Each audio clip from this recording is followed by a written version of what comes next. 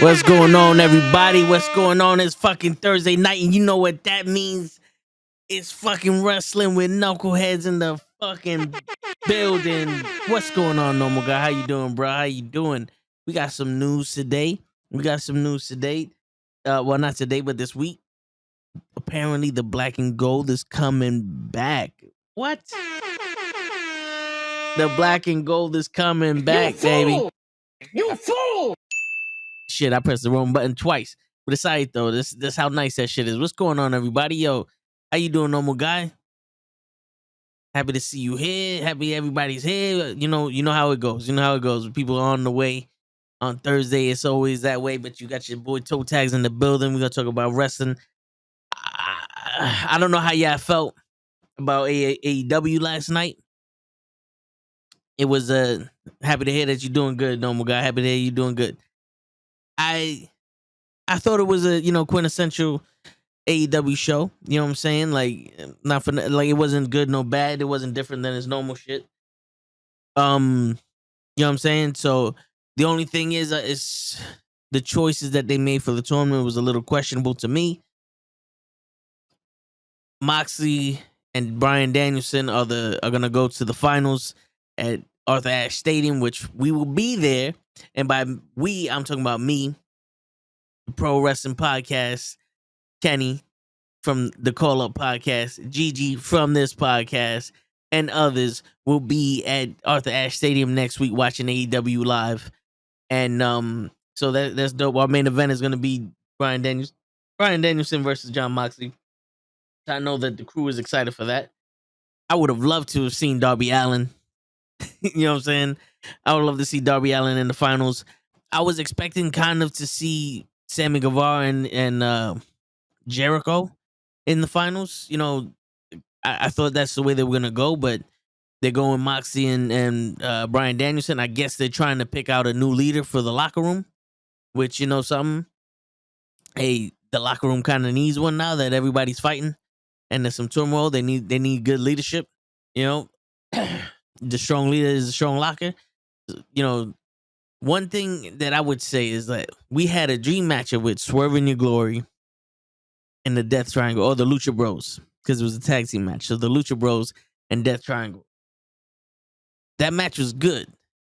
I just have a little pet peeve of you're gonna make it for the title, and we already know that Swerve in Your Glory is wrestling next week against another tag team. For me, it kind of felt like a waste of they need a normal guy. Yeah, they do need a normal guy. You know, they got so many extraordinary guys. They need a normal guy. You know what I'm saying? But I felt like it was a waste, kind of a waste of a potential, grudge that could have happened, or match that could have meant more. For me, it's like it's one of those that, well, if you know you're gonna lose, doesn't hold much water. Don't get me wrong, I enjoyed the match. They all kill it. You know what I'm saying? It's not like they did bad or anything, but that's just like a little pet peeve of mine. That that's all I'm saying is about that is just a little pet peeve of mine. Moxie and Bryan Danielson winning. You know, like I said, it's good for the locker room. I guess you get strong leaders. You get somebody that's gonna be there and show that you gotta be. You can't just fucking rest on your laurels and shit like that. Not saying that's what CM Punk did, but my man wasn't champion long enough, both of his reigns, to make an impact. And then he gets into a fight with the Elite and all that other shit. It's like you know what? Give it to somebody you trust. Moxley has already been champion twice. He's already, changed the whole dynamic of AEW twice. He changed what that title meant. At least the second time around doing the open challenges and stuff like that. So let's see how this goes. I'm anticipating a high impact match. You know what I'm saying? I'm anticipating these guys going all out. Which I kind of was. I was in my head going, yo, is Adam Cole still injured? I believe so. He may come back. You never know. Arthur Ashe Stadium. Let's see. I'm gonna see if I can look it up. Is Adam Cole injury. Let's see. Additionally, Adam Cole has been out for months due to the first suffering of a torn labrum and then a concussion. Former WWE superstar Bobby Fish is recently interviewed in the two-man Power Trip podcast. Struggling with a torn labrum for a number of weeks, but it was recently reported that he won't be undergoing surgery to fix the issue. The former NXT star also sustained a concussion at AEW Forbidden Door, and it is believed that this injury played more of a role of him missing time. Okay, so he's not gonna change. All right, so now I've torn my labrum. The labrum is what keeps the rotator cuff and the socket in together. You know what I'm saying? It's the muscle that holds everything together. Depending on how bad the tear is, he can, suffer from like dislocations and all this other shit. And if he doesn't get it fixed, throughout at any point, he could develop bad arthritis and all that other shit. Now, it takes about 6 months for the labrum to heal. I told my rotator cuff also, so it's about 8 months for the rotator cuff and the labrum. What's going on, Egg Princess? Good day, ma'am. It takes about 6 to 8 months for both of them to heal. Like a full year to properly get your confidence back. Even though it's healed, it's still like you're still testing it out to be comfortable. But he's not. Your shoe rack is immaculate and your face is kind of gentle. Thank you, appreciate that. What's going on, show? What's going on, my brother? Chilling, man. I don't know if you saw my message, but I bought this. Yeah, I did. Now, yeah, now. Shit, and I'm like, I thought I was able to have you call in and we could just talk to you on the phone, but it didn't work for calls. It works for music and shit, but it don't work for calls. All right, so I'm gonna make a record, and that's how we get it in. Nah, I hear you. But yeah, I'm gonna see if I can get the other one, because this one just says media, so it might just be for media. I'm gonna see if I get the other one and see if that works. But yeah, so I'm describing to them a labrum and a rotator cuff tear. So shit! Yeah, I thought you were talking about another labrum. Nah. So yeah, yeah, we're not. This isn't sex ed, Joe. This isn't sex ed. but yeah, so it would take about 6 to 8 months for him to recover from that. But he's not taking the surgery, so he's gonna fight through the pain. But they're saying that the concussion. I'm talking about Adam Cole. The concussion is what's keeping him out. And if he suffers one too many concussions, you know where that goes. So I'm pretty sure they take an extra time to let his brain heal in between, his action, because we don't want CTE coming from this guy. We don't want brain damage. We don't want Alzheimer's, none of that other shit that's happening. We want to see him. We want to see him, be fully healthy before he comes back and have a long career. You know what I'm saying, Show? And brother, we're gonna treat him like a baseball player. We ain't gonna bring him in too early. We want after his life, not just for 1 year. I got you. Word. We want him running for his life, not for just 1 year. No, we want him for the rest of his life. We want him to be arrested. We want him to be arrested for life, not just 1 year. So I'm tired of this shit. Hold on. I'm tired of your shit. Bye, Toe. Don't you gotta stand for your case? Bye, Toe. Peace. The best decision you ever made in your life. Fuck out of here, dude. You gotta stand. Get the fuck out of here! Get the fuck out of here! You fool! Shit. But yeah, man, yo, and then all right, so Show, I'm gonna tell you, how do you feel about John Moxley and Bryan Danielson winning, not winning the tournament, but being the last two competitors in the tournament? Listen, I see him in person. Woo, I wouldn't want to see nobody else. Maybe somebody else against Daniel. Darby Allin. That'll be awesome. I like that match. Did they fight already? No, not Bryan Danielson and Darby Allin. They haven't fought yet. I gotta go in the bathroom. My man's taking the streaming to the bathroom. We live, baby. Yeah, What's I don't going on, Kofi watch it. Weeson in the building? What's going on, Kofi? You chilling like a Kofi, villain on penicillin you with a gonna Mac be in the 11 just played Bronx? for 7? Kofi gonna What? be in the Bronx though? The Bronx show? Yeah. Kofi, you gonna be in that We Are Wrestling the Bronx? Bryan Danielson versus Moxley is dope. Yo, I was saying earlier, you know, I'm picturing that match to be high impact. That's definitely not gonna be no slow. It's gonna be hard hitting. What did Toe? Yeah, what Toe said. Yeah, word. So Yo, you're gonna mute be? me. Yeah, I'm pretty sure he's gonna be in the Bronx. Yeah, he goes. Of course, bro. It's the Bronx. Of course, yeah. It's the BX. He's gonna be there, son. He's gonna be there. We're gonna. I'm trying to pull a Dirty Heels podcast and start, sponsoring some shit, Kof. You know what I'm saying? So you gonna see us in the neck of the woods and be like, "What's good, son? What's good?" You just gonna turn around and be like, "When did y'all do this shit?" Be like, "Yeah, son. Don't worry about that. Be aight. Be aight." Shit, man.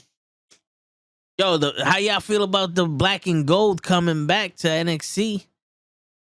They taking that color shit out of here. There's no more 2.0. They said get that 2.0 shit the fuck out of here. Next week is Queen's show. That's right, baby. I feel you, Kofi. I feel you. You know what I'm saying? And you know, Kofi, if we gonna eat, we gotta have the food gotta be thick and juicy. You know what I'm saying? You know what I'm saying? I'm here all week. Kofi know what I'm talking about.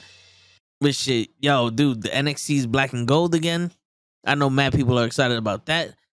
I want to see how it looks with if they're gonna redo everything. Now I can watch it, NXT. You didn't like the whole overspray rainbow, Kofi? Shit. I'm not gonna lie, man. When they went 2.0, I felt like it was like a child shit, and it didn't intrigue me to watch. I watched the When Worlds Collide shit because of Ricochet and Carmelo Hayes. That match was what made me want to watch it because I knew Ricochet and Carmelo Hayes were gonna tear it down like they did. Rainbow sus stuff, yo, word. Look like a 5th grader art class. Yeah, man. I mean, it's a dope concept, but it's not for like the way they did it. I feel like the white fucked it up. If they would have did that on a black background, I think it would have felt a little more serious. And not like the overspray. Like if they would have did that, just the NXT colors was like that kind of paint, and it was just black, or maybe like a gray or something. I don't know. It just felt weird. It felt like they got a fake hip hop dude, and let's give this shit some life. You know what I'm saying? We gonna make this lit. You know what I'm saying? You know what I'm saying? The revamp gonna be crazy. He did like the 70s acid trip. Nah, yo, for real. That fucking overspray felt like a 70s acid trip. And then you had the Guido come out. I don't know what his name was, but I'm the Dalai Lama of NXT and shit. They had him come out, and I don't know what happened. 1.0 to 2.0 to 1.5. Word. They kept the logo though. The logo's the NXT logo is the same. They just made it gold. So how would y'all felt if they changed the color to like green or some shit, or like orange, or aqua, like a turquoise? How would y'all felt? Yeah, I would have been still excited, like, oh, it's NXT Black and Aqua, baby. What? NXT Tres Leches, baby. What? How would y'all felt? Because depending on how the color scheme looked, I might have been like, oh, all right, it's still not hitting, but all right. You know what I'm saying? But yeah, I want to see how the how that shit looks. And I want to know if they're going to change any of the characters. Like, is this going to be just a rebrand of the colors, of the colorway sway? Or is this going to be a rebrand of everything?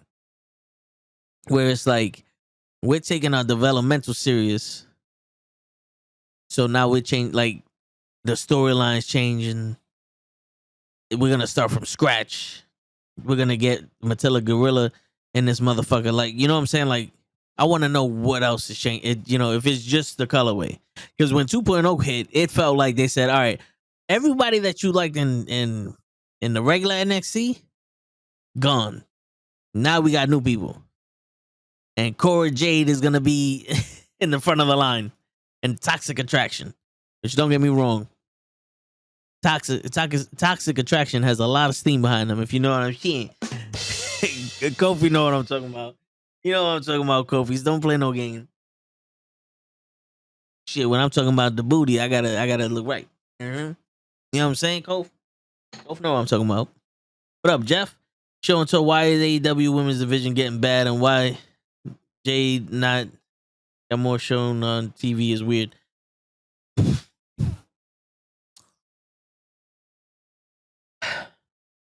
I don't know.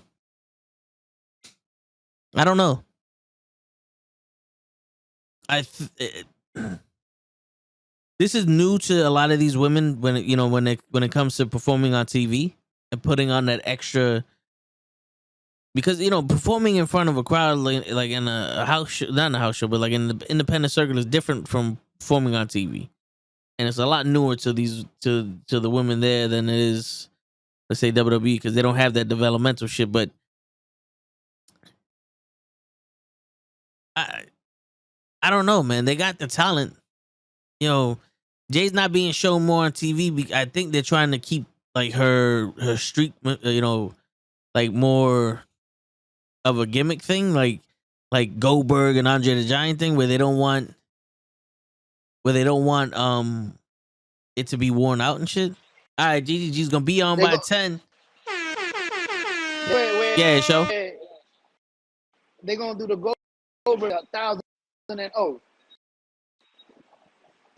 nowhere. Word. Yeah.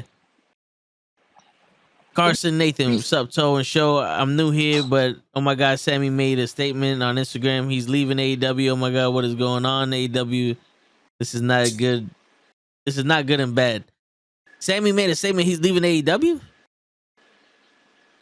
I didn't hear that. Gigi's the one that has all the news for us, and she be on at 10. So if Sammy made a statement that he's leaving AEW, she'll know about it. But you think that's bad for AEW? Like, I think that's. Maybe I'm bugging, Show. Like, have you been watching AEW lately? Maybe I'm bugging in the chat also. Listen, when I ask a question in the chat, I genuinely mean it. If I'm bugging, you let me know.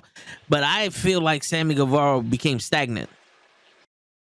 After that ladder match with Scorpio Sky, where it was just spot after spot after spot, where it wasn't really a match, it was like, look what I can do. Or even before that with the Cody Rhodes thing, it just became stagnant. I think Sammy went from being a wrestler to, like a spot artist.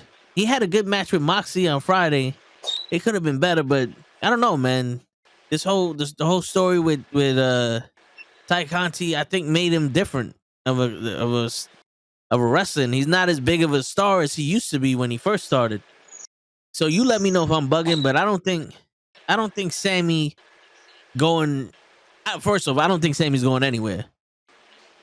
Second off, I don't think it would be that big of a deal if he left.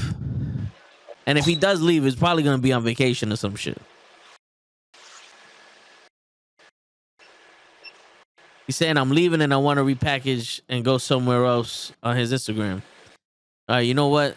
I'm going to check this shit out.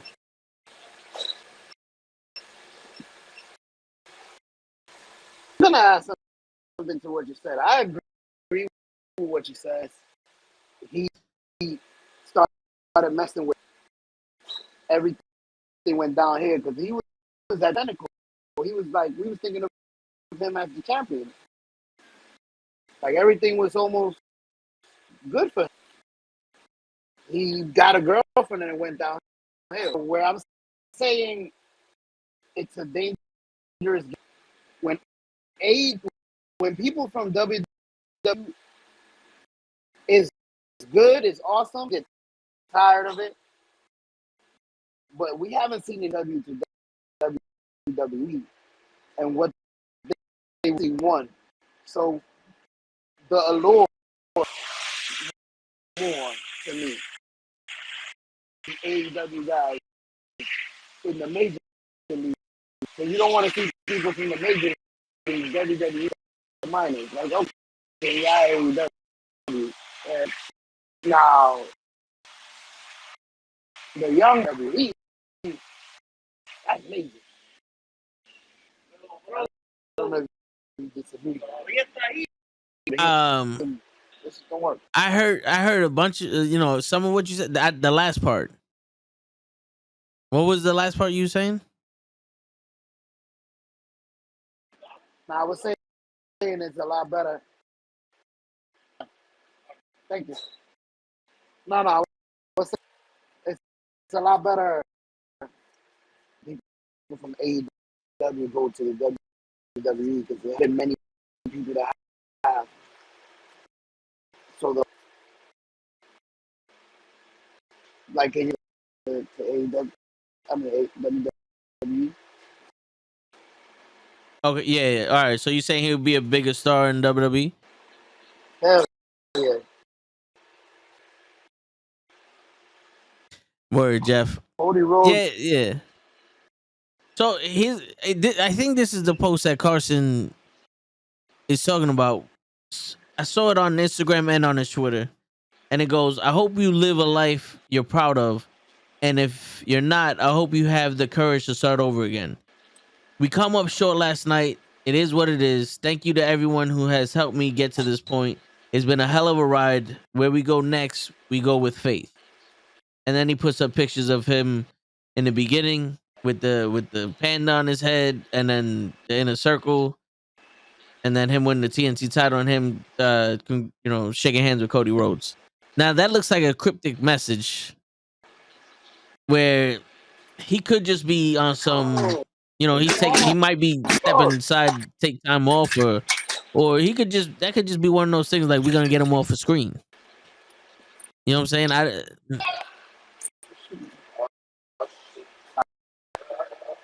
But I don't think that means he's going to WWE. But how would y'all feel? Like, Shaw already said that if he went to WWE, he think he'd be bigger, like a bigger star. How would y'all feel about him being in WWE? Because to be honest with you, the WWE could work with anybody. If we're gonna be serious, the WWE will find a place. Like, they wouldn't hire him if they didn't have at least an idea of what they wanted him to do. They're gonna be serious. Now, is he gonna be WWE champion? He's already a big star. He is in AEW, but remember, if WWE is so mainstream right now that there's a lot of people that only watch WWE, like, around the world and all that. You know what I'm saying? Like, he's a big star for where he's at now, but who's to say that he wouldn't be like a mega star in the WWE if they did it right? But yeah, normal guy. Like I'm saying, like, and you please stop because this is crazy. We talk about this ever since Hunter's back. This is crazy. We talk about what? Talk about him going to WWE because Hunter's back. But dude, that opened up the floodgates. I'm pretty sure Mike Bennett is asking to come back. Maybe Matt Tarvin. Who? Mike Bennett. Mike Bennett. Wait, in the WWE?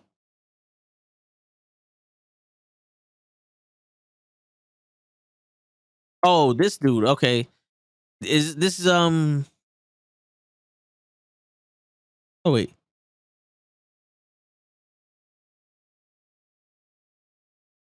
This is the dude with what's her name, right?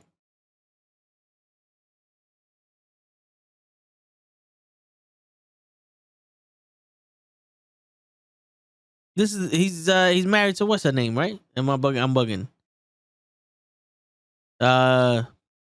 In my head, it's like I have her name in my head. I don't want to call it. Is it Chrissy Hemme? Maria. There you go. Yes. But didn't he leave because he had issues like drug issues or something? Like he went to rehab and then he left, or he got cut during the cuts. But didn't he have like drug issues? Like I don't know for a fact, but or like 100%. But is that what happened? Maria Kanellis. Yes. Okay, there you go. He got fired, but he was also like in rehab most of his career in WWE. I remember he went to rehab once, and then they delegated him to like superstars. He got released during the releases, but you know,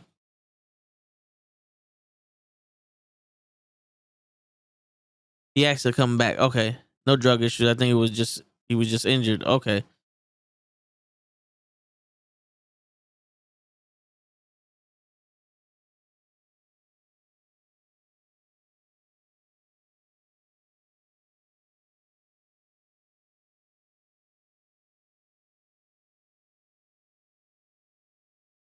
All right.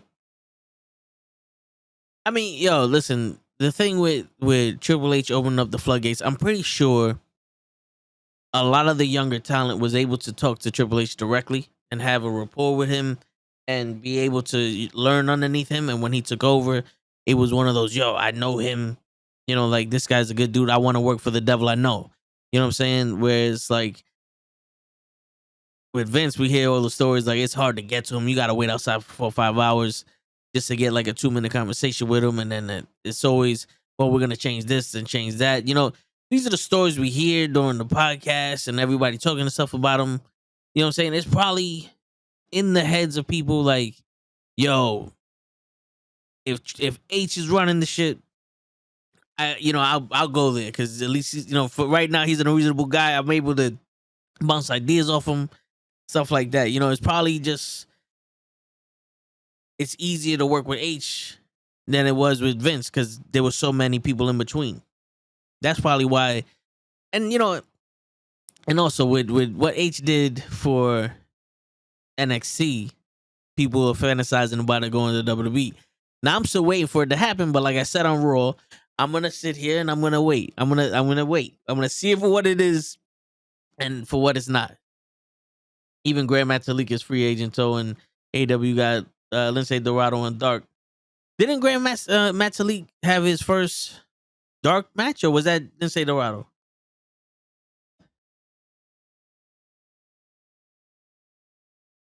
Yeah, I mean, yo, listen. I don't think people would say that.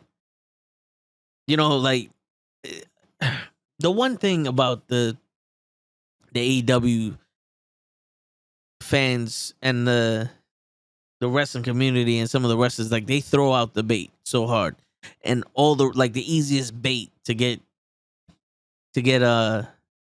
bites on is saying some shit like some I'm gonna go to the WWE. Because they see people in AEW like, oh, you're going to WWE, what did you say, blah, blah, you know what I'm saying? And now his name is in everybody's mouth and he lost. He could just be taking a break, or it could just be one of those things where it's like, we didn't get it this time, and he's just trying to be inspirational. You know, like, don't forget, I didn't forget where I came from. This is just a setback. We're gonna reinvent ourselves and come back stronger. Yeah, that's true. They can't just come and go as they please, but they can get fired whenever they want. And so let me tell you something. What I like about Hunter is not telling us who show up or returning. And like Tony Khan can learn from Hunter with that. But I mean, yo, Jeff, it's true. But there was speculation that Braun Strowman was debuting last Monday for like 2 weeks. They're like, yo, Braun Strowman's gonna debut on the whatever episode of Raw. I'm telling you. And then he shows up and it's like, okay, this surprise is ruined. They don't keep well secrets. Like, the wrestling industry does not have the best secrets in the world, bro. Especially for comebacks. Papa H is running the game. Hey, I like that one, Kenny. Okay. Just told us that Logan Paul is coming to SmackDown. He just told us that Logan Paul's coming to SmackDown. Yeah, because Logan Paul now has beef with the Master Chief, the high grade chief. You know what? You know what's crazy? That head of the tables. Sorry, I finished some shit. It's so good, Kenny. Whenever you're ready. The crazy shit is like everybody's saying that Roman Reigns doesn't need to defend his title against The Rock, which he doesn't. But imagine Roman's the head of the table, but Roman versus The Rock for a high chief position. Now, their grandfather, High Chief Peter Maivia, High Chief Peter Maivia, was the only high chief in wrestling that that I can remember, and that's a high honor in Samoa.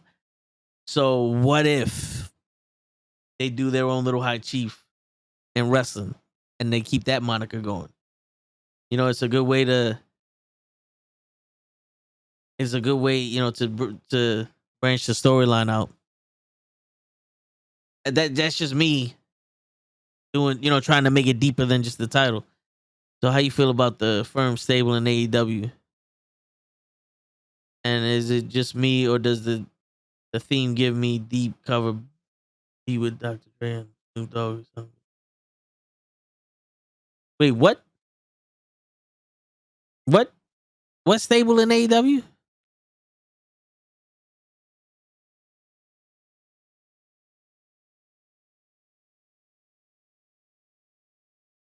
So wait, hold up, Chris.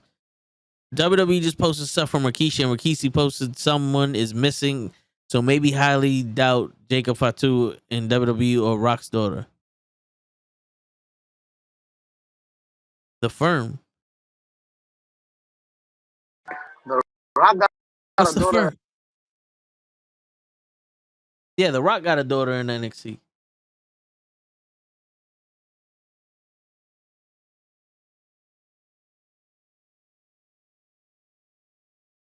All right, hold on. You said the WWE just posted some shit on Twitter? Using speech to text. That's what the show sound like. When did Rikishi? When did Kish do this? The real Rikishi. Okay, here you go.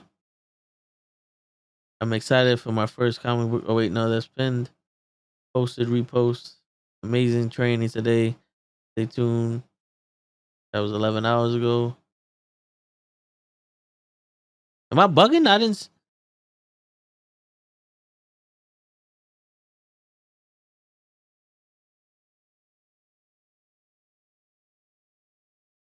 It's good to see Solo Suka front and center. Now I have 3 sons in the WWE. What happens that globally televised platform allows us. Yeah, I don't see. Oh, okay. I don't see what you're talking about. Rikishi on his Twitter posted someone is missing, and then WWE on Fox posted something. Let me check. Yeah, send me that post because I don't WWE on Fox. I was looking at his page just now. I didn't see no Kishi pick. Greatest faction of all time, and they talking about the bloodline. Logan Paul, Johnny Gargano, the Morgan, Ronda Rousey, Johnny Gargano, Sami Zayn, Gargano. Yeah, I don't see unless they took it down. I don't see what they're talking about.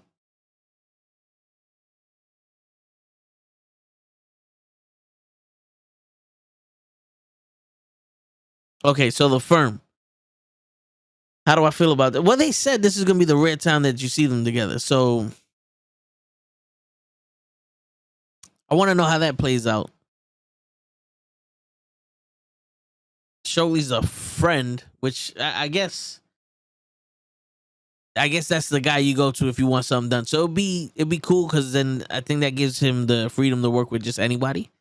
So like if somebody's like, "Yo, my man, I need more screen time. What's going on?" And he goes and he talks to the guy, and now you got wrestling matches, but then you got to do him a favor. It's almost like a mafia type shit. I get, that's dope. That would be dope. But they said this was, it was gonna be a rare occasion when you see them all together. So it just might be him. And then just like in the back, like talking and all that shit. But it's dope. Did you watch AEW Watch Party with the Call Up podcast, Rumble Mania, and the Pro Wrestling Podcast? We talked about MJF's new stable, The Firm. Yes, please. They every Wednesday,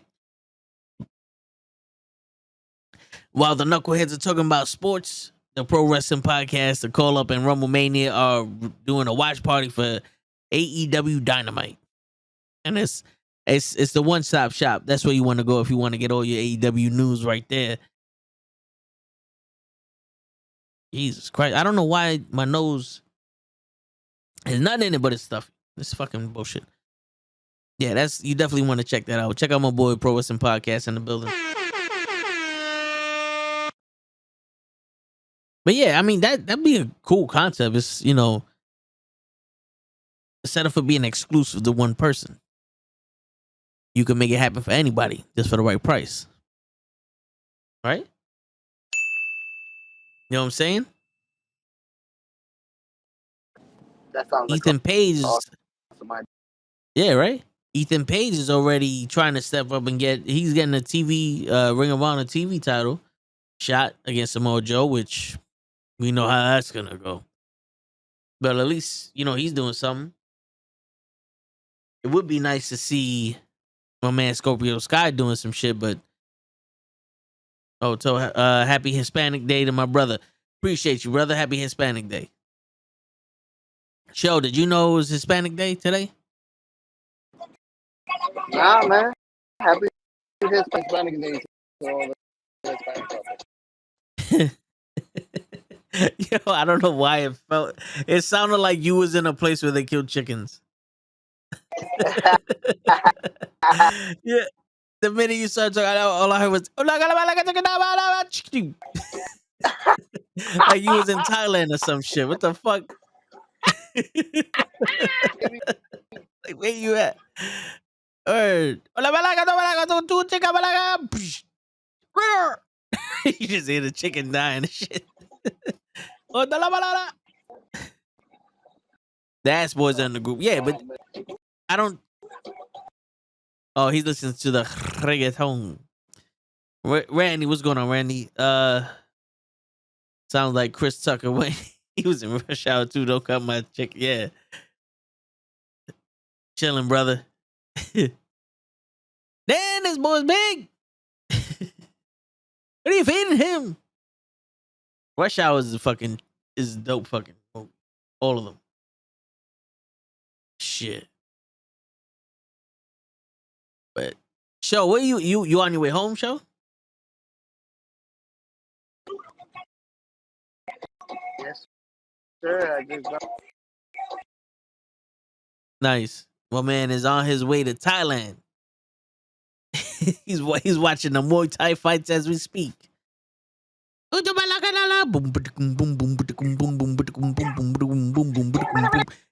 to play.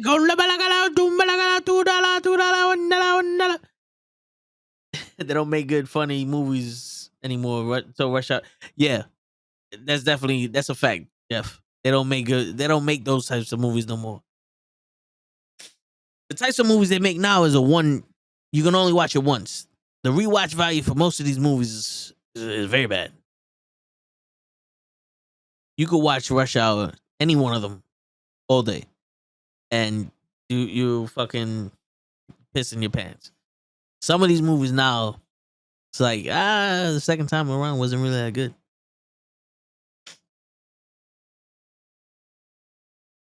But yo, what was R. Kelly convicted of several child pornography and sex abuse charges, acquitted on one pornography count and conspiracy to obstruct justice charge. Shit. My man R. Kelly is now a child pornography. He's convicted felon for child pornography and sexual abuse. Wow. Okay, there you go. But yeah, let's get back to that. So, Extreme Rules is the next pay-per-view for WWE. Extreme Rules is the next pay-per-view for the WWE. And right now we have Ronda Rousey versus Liv Morgan set in stone. Ronda Rousey was suspended for a whole 20 minutes. And now she's the number one contender. Is there any other match that's set for Extreme Rules? We got Logan Paul coming in on Friday, which he had beef with Roman Reigns. Which I don't know why. But hey, use what you got, right? Use what you got. I'm trying to see what's up with this Extreme Rules. Let's see what's going on. We got, it's the only match so far. Ronda and Liv. Edge is injured. He's injured again. Oh yeah, well they coup de grace his leg, so if it's a work.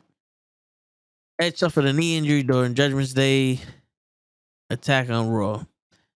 Reagan, the following attack from Judgment Day on WWE Raw, an MRI on Edge revealed grade 2 MCL sprain.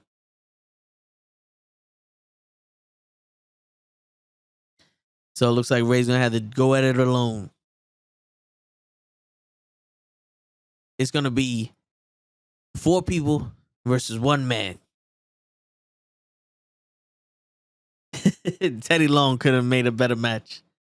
We're gonna have a handicap match. It's gonna be 2 men, 1 boy, and 1 woman versus Rey Mysterio Jr. Unless this be Rey and Santos Escobar with Legado del Fantasma versus Finn. Yo, that would be something. That would be something. Ray comes is like, yo, I'm gonna get my fucking boys from back home to come fuck you up. That would be something. Because the only other people that he could get to come up, like, if he got fucking Conan and the filthy animals to come back and help him, that would, that'd be some shit. But Conan can barely walk. Who knows what Kim is doing?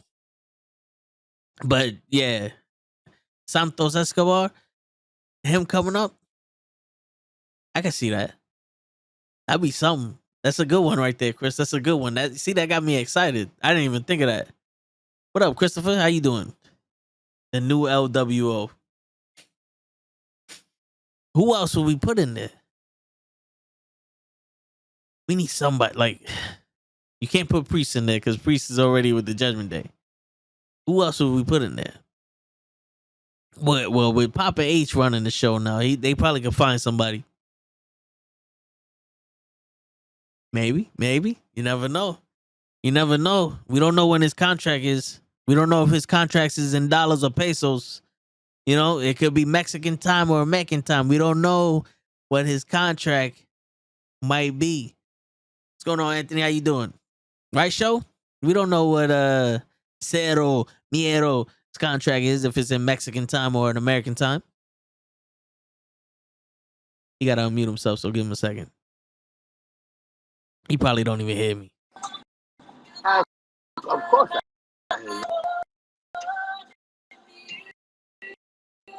Baby, I can be everything you in my life. You know why? Tell me now. How do I breathe without you? I want to know. How do I live without you? Did you ever go? How do I ever survive? Come on, man. If you ain't never seen Con Air, get out of this fucking podcast right now.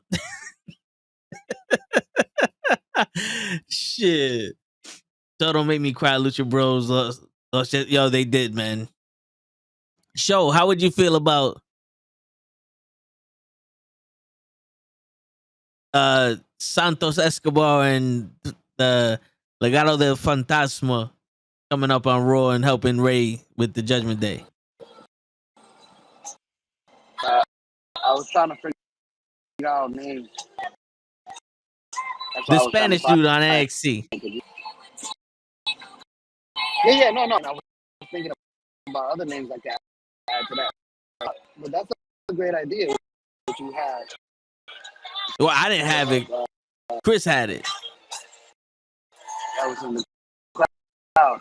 That was a That great was that. idea, bro. Yeah, that was a That couple of these shows put them together. We're gonna use. If we can't think of nothing, listen to these shows and videos and use them. Word. Yo, Anthony goes, can you guys imagine if WWE decides to buy Impact Wrestling from the current company that owns it and maybe replaces NXT with Impact, and that can be the actual show for the talent on that show? I think if the WWE buys Impact, it's for it's for its video library. I don't think they have an interest in any of the wrestlers they have there. Moose would be one of them, but I don't think WWE would acquire Impact. I think if the WWE is going to acquire an organization, it'll probably be a smaller one. You know, that they can build it from the ground up. You know what I'm saying? I feel like AEW would buy Impact before WWE does.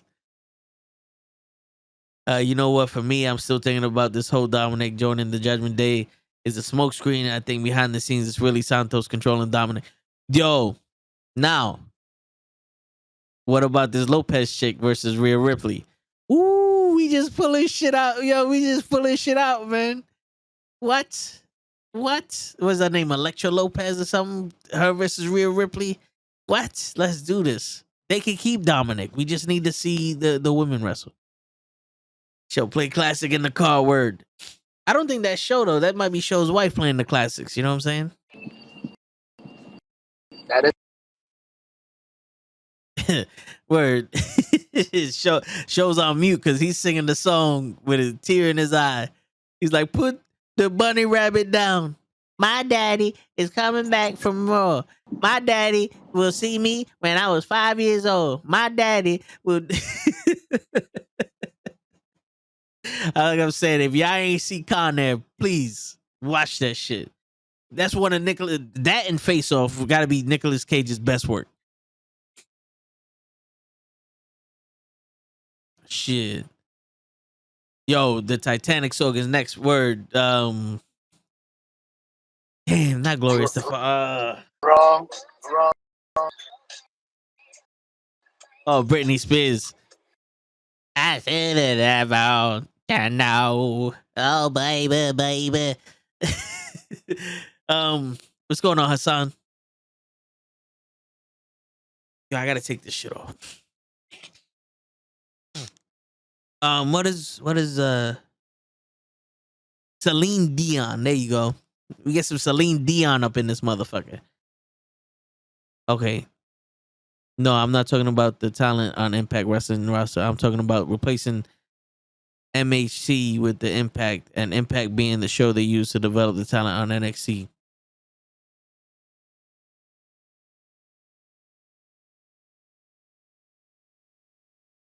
So you saying that NXT be a main roster show and Impact be the developmental?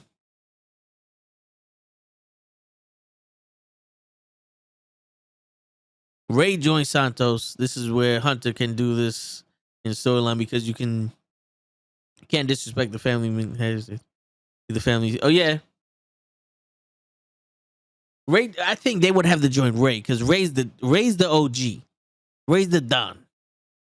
You know what I'm saying? Like, don't underestimate Ray as a bad guy. Do not. I know you ain't never seen it before. But believe you me, do not underestimate Ray as a bad guy. Especially if he has loyal servants like them. Or like, the muscle like they do. Do not underestimate Ray as a bad guy. I can see it. I can feel it in my fucking blood, bro.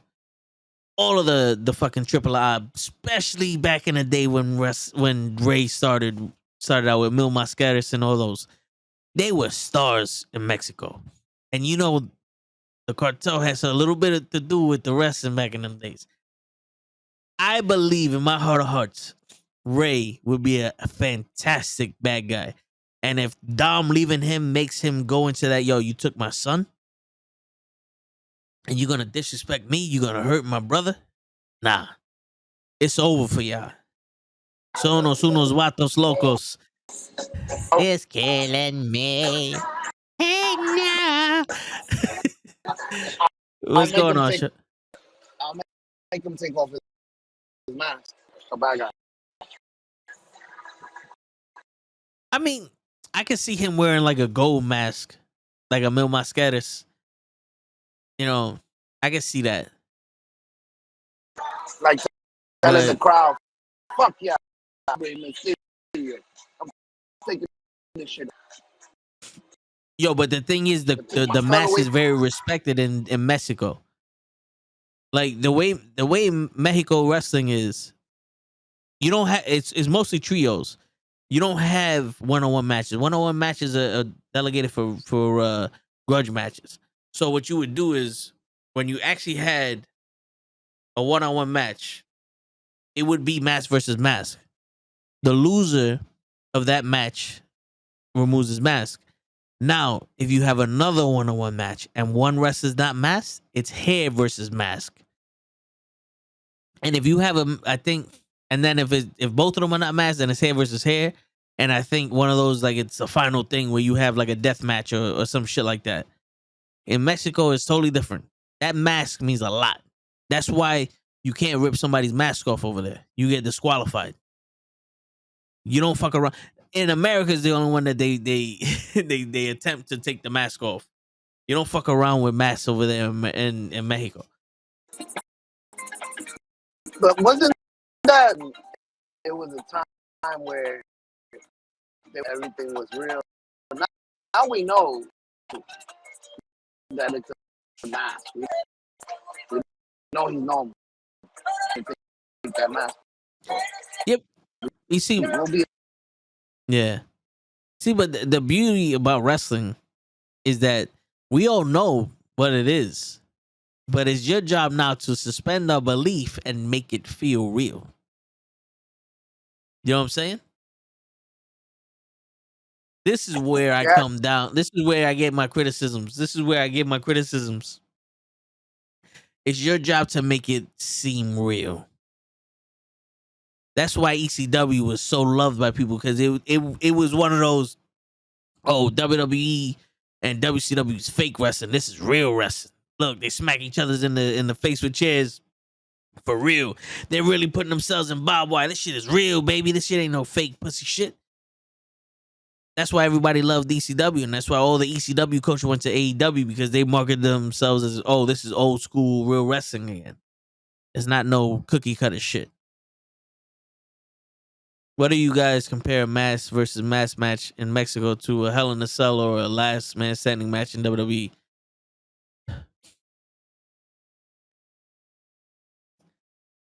Shit, a mask versus mask match in Mexico.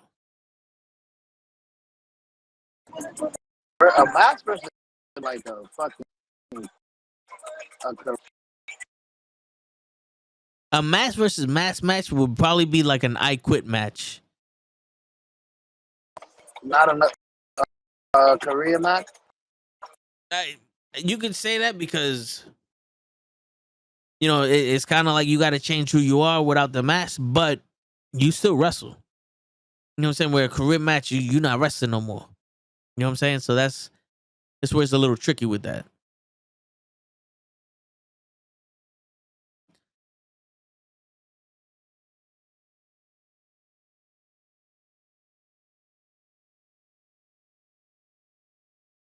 My man show got quiet. My bad, bro. Oh, they went back I to gotta. it went back. You went back to the Thai music. That's what it was. Ding ba ding ding ding ba ding ding ding ba ding ding ba ding ding ba ding ding. Sorry.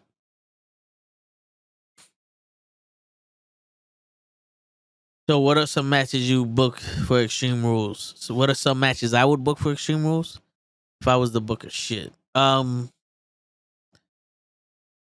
Shit. In all honesty, Extreme Rules, I would book the match Karrion Kross versus Drew McIntyre because they are like Karrion Kross mollywop Drew McIntyre twice. Drew McIntyre needs to start. He needs to challenge Karrion Kross, so I would book that match with the way they're going. You can have Bobby Lashley and Seth Rollins at Extreme Rules for the United States title because I know they started that beef up. If I'm not gonna have the Miz versus Dexter Lumis, I would have Ciampa versus Dexter Lumis, or the Miz versus. I would also do Gargano versus Austin Theory.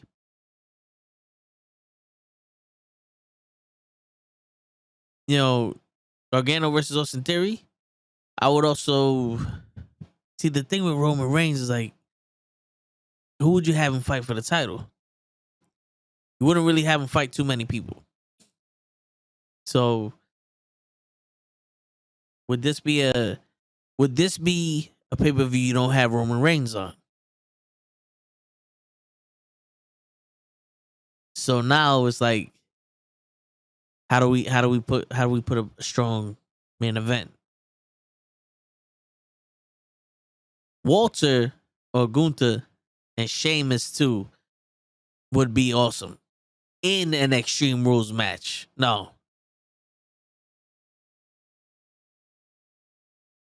I think the 6 of them, Imperium and Butch Botch and Bitch. that's I got you, Anthony. That's what the New Day called them. But Sheamus and his fellas, I forgot I don't know if they have a name for their faction. A 3-on-3 Extreme Rules match. I think that will work on Extreme Rules also. Hey, we need a tag team. This Friday they're supposed to have the number 1 contender for the tag team matches, right?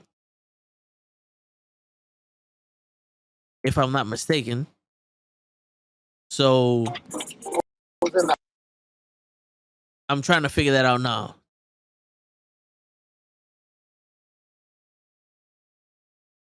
Oh no. Braun Strowman hits an earth-shattering powerbomb on Otis. So he disrupted the tag team shit again? He disrupted the tag team shit again? Because if I think it was last week, right? Shit, I can't.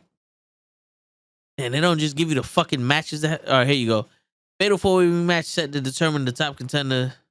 When is that? This Friday. So it's the Street Profits, the New Day, Alpha Academy, and the Los Lotharios. Shit. It looks like Otis and Braun Strowman are becoming a lovely couple. So I would have loved to have Otis and Chad Gable go after the Usos, but it's probably the Street Profits again. Yeah. All right. No, apparently Triple H is thinking of stripping the titles away from Roman and open to the Cardigan T-Tag. What? Wait, Triple H is thinking of stripping Roman from the titles? I don't know, man. He's been like, his run, you gave him both titles. If you strip him of it and you split it up again, it kind of looked like you guys made a mistake. You know, you can have a 3-way match where each title is defended separately. Like if Drew McIntyre was was only getting a shot at the WWE title, and it was like, yo, Roman, you got to defend both titles separately, then it would have been like, okay, Roman, you ain't defended the Universal Championship in a while. Either you defend it or you strip. Then he has a triple threat match. Each pin is, like they did the Eurocontinental Championship with Chris Benoit. Who was it? Chris Benoit, Kurt Angle. I know, was it D'Lo or was it Eddie? Well, they did, yeah. Chris Benoit, Kurt Angle, and each foe was a different title. So if you wanted to do that, I think that would work. And then you have somebody pin the other guy for a title, and that's how you split it up. But it's tricky to just take the titles from them. I think that was Vince's idea to unify the titles. I think Triple H wants to end the brand split and eliminate both the Universal and the WWE titles and have one title. Yeah, right. So Hunter is doing a lot of different stuff and thinking about bringing back the old design for the. You think he's gonna end the brand split? Well, the thing is with the two. So here's the thing: the USA Network and Fox, they need their ratings, so they don't want what happened like on Raw and SmackDown. After a while, it kind of felt like Rampage and AEW, where it's like Dynamite is the main show and Rampage is like the secondary show. It's not really that important. It's probably just like it's a mini Dynamite. No one really watches it. They're trying so hard to get viewers to watch Rampage for that 1 hour, and I'm pretty sure they don't want to do that shit. Like, I'm already not watching SmackDown. If SmackDown is just a replay of Raw, just in blue, no one's gonna watch that shit. And Fox ain't about that life of, well, we're losing ratings. Now, fuck that. Change something or get the fuck off my network, because it's all about money. You know what I'm saying? Fox is a huge brand. Fox is a huge company. So, all right. I want to get to your comment, Anthony. What are your opinions on the last two comments about Santos, Rey Mysterio, and Dominic? All right. It would hurt Rey more. It would hurt Rey a lot more to have his son join the stable for Santos. Yeah.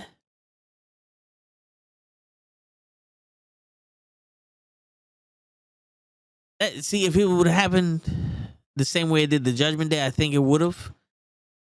Because that would have been another like Eddie versus Rey shit. But I don't know, to have him jump from faction to faction. I would see how it's done. I would like paint a picture for me for how you would get Santos to have Dominic leave the Judgment Day and go to Phantasm. What are your guys compared Mass versus? Oh, okay. All right, that one I spoke about already.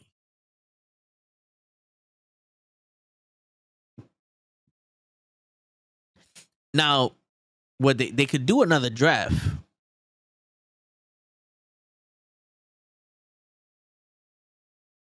But then maybe instead of doing a draft, they could just fucking do a trade and just have other people on the show. Like Big E went to Raw out of nowhere. Like, I don't think he was drafted to Raw. He had the money in the bank, went to Raw, became champion, and never went back. Another idea Triple H is thinking of doing is that he might bring back the big gold heavyweight title and discontinue the Universal title and have the heavyweight title for SmackDown. I heard about that, but for Raw, where it's like they unify the title and Roman's just like the Universal WWE champion, or he's just the WWE champion now, and then Raw goes, well, we got the World Heavyweight Championship back on Raw because there's no champion on Raw, and Roman already said he's not going to Raw. I can see that. Because the heavyweight title for SmackDown is just, unless you're gonna make Roman's title now instead of for the Universal WWE Championship, it's the World Heavyweight Championship. But I think if you bring that version, if a version of that comes back to Raw, that might be alright. But then who's gonna be a champion? Like right now, who's in a position to be World Heavyweight Champion on Raw? We got Bobby Lashley, but he's the Universal Champion.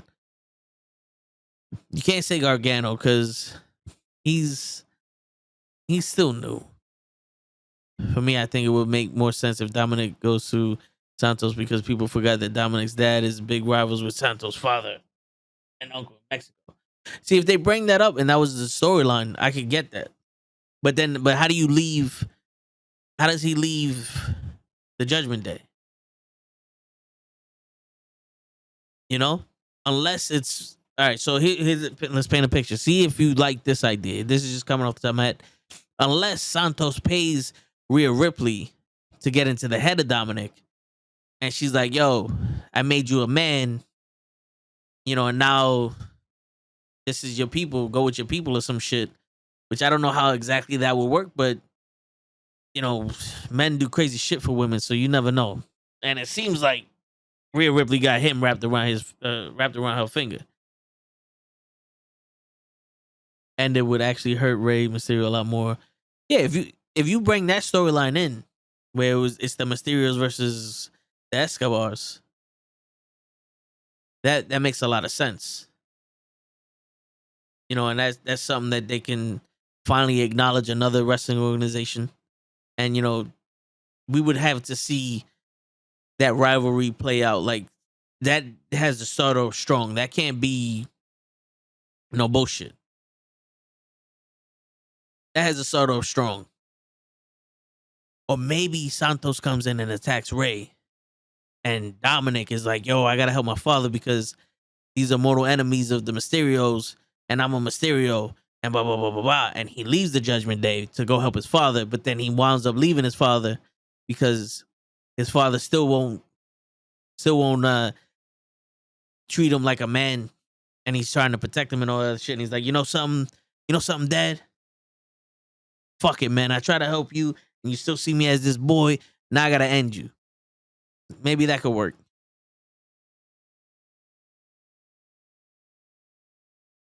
Nah, I don't think it would confuse the general audience if you told the story. You know what I'm saying? Like, if you told the story, you showed some proof, I don't think it would confuse them. But it's something like, it's got to be built up where Santos comes in and does something that's unforgivable right off the bat. Like, maybe jumps Rey, hurts him. You know what I'm saying? And then he's on some, your uncle and my father had beef, and I ain't forget about that shit, and I told you was gonna get your comings. You know what I'm saying? Like something like that. And it's like, we use that for the foundation of why I attacked you, but we build up the structure in WWE. So it's almost like, if you don't know what happened, that's fine. We're gonna make it more relevant now, but with the foundation of the, you know, what happened in Mexico.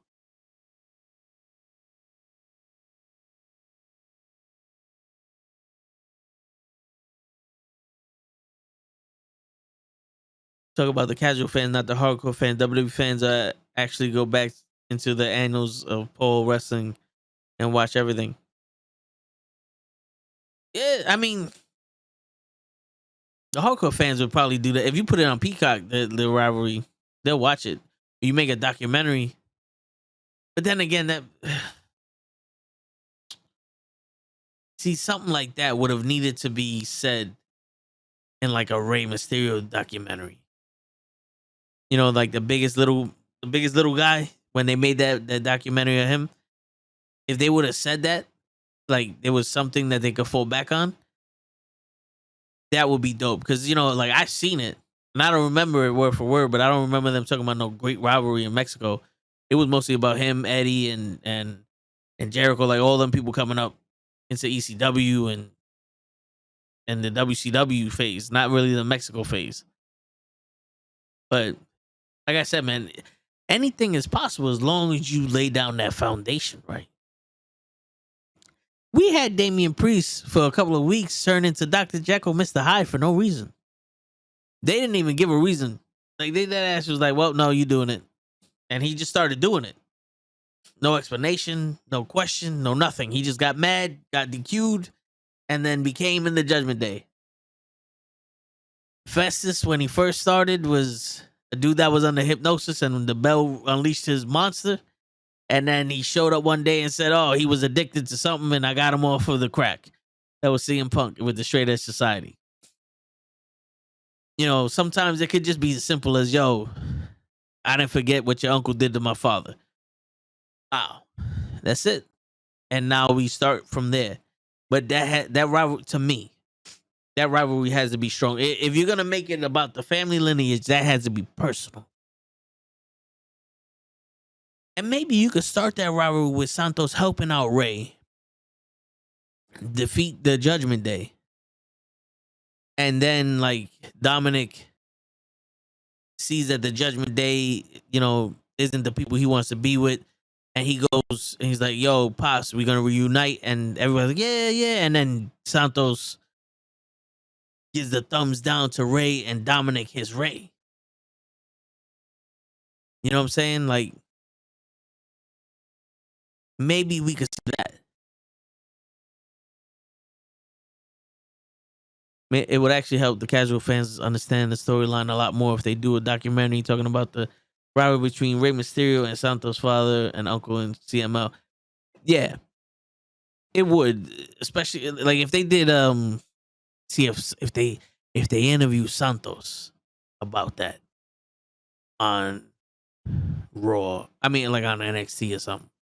If they interview, like if they showed a video package of him talking about his family lineage, going back to CML, CMLL, and Triple I, like if they did that, then it's like, all right, yo, we're starting the foundation now. But I think that would have been dope. Like if they would have did it earlier. So it's like, oh shit, remember he got beef with his uncle. Yeah. That's why he's jumping him. Oh shit, we finally gonna get to see it.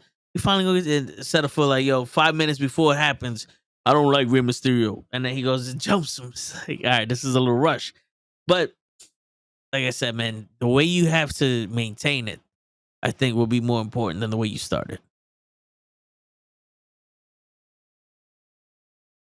But yo, this could be Ray's final hurrah. I'm not saying he's retiring, but he's not a young whippersnapper anymore, and I'm pretty sure he wants Dominic to succeed and shit. So it could be a good way to either get Dominic out of the Judgment Day or into another group, or maybe be, find his way to stand up by himself as a man. Like, who's to say that Santos doesn't injure Ray, and then Dominic is going on AEW for life in the building? Like, let's say Santos fights Ray or jumps Ray and gets Ray hurt, and now Dominic needs to defend the Mysterio honor because it's been the rivalry started up again, and it's so deep that Dominic is like, nah, this shit is important. I gotta go fight this fucking guy. And this is where Dominic shows that he's ready to be a man and to be a Mysterio and have that moniker passed down to him from his father to son. And then maybe Dominic wears a mask. He doesn't wrestle in it, but he gets past the mask from Ray, and he's an official Mysterio. Remember, that's what happened with Rey Mysterio Jr., where he was Rey Mysterio Jr. from his uncle. And then when time came, he became Rey Mysterio. Because if you look back in WCW, he was Rey Mysterio Jr.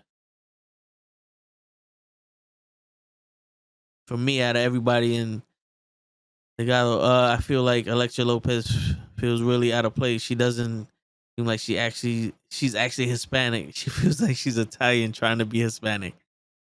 She probably just isn't from Mexico. You know what I'm saying? Like, she's probably an American Hispanic. Because, listen, I'm Puerto Rican. I don't know Spanish.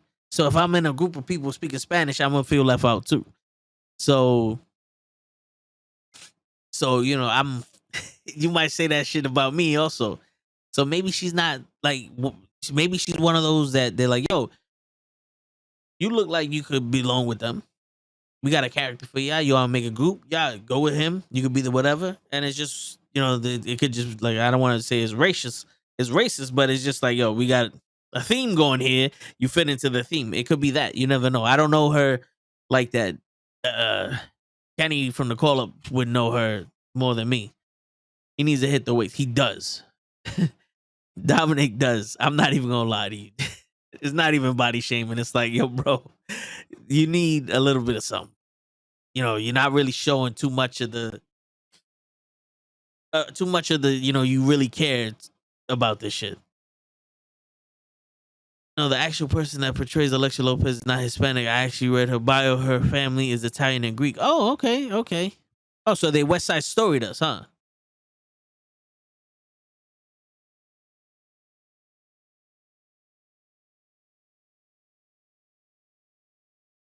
West Side Story, because West Side Story was a bunch of Italians and Greeks.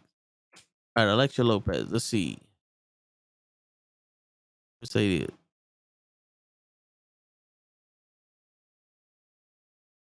I mean, she got the body for Hispanic. I can see that. Yeah.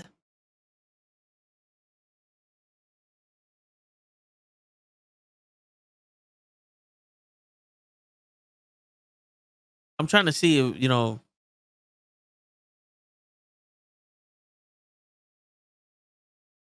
yeah, I could definitely see her seeming out of place.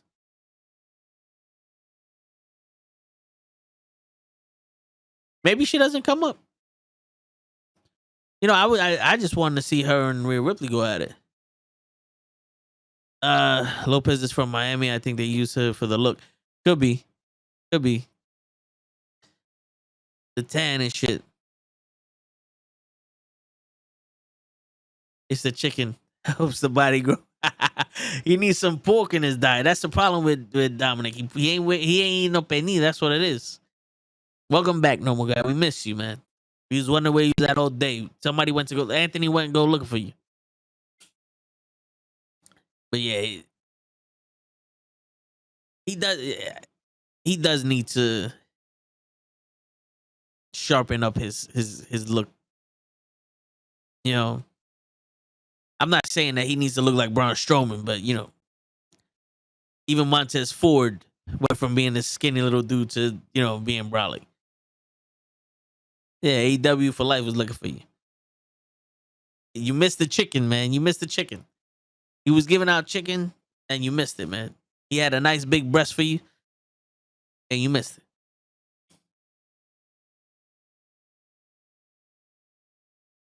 Yo, so AEW for life. What do you feel about Moxley and Bryan Danielson being in the main event at Arthur Ashe Stadium for the AEW title?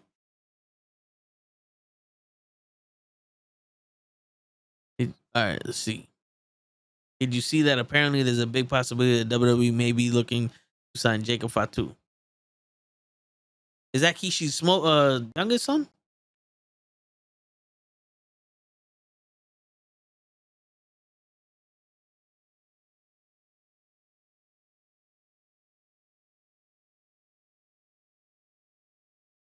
Oh, this is the dude from MLW.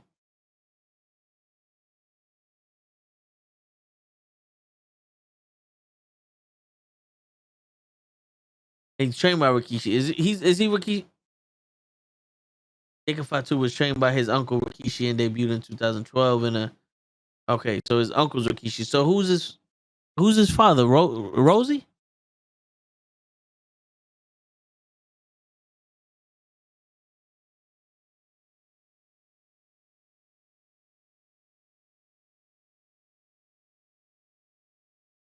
Danielson needs to win the gold in a year, right?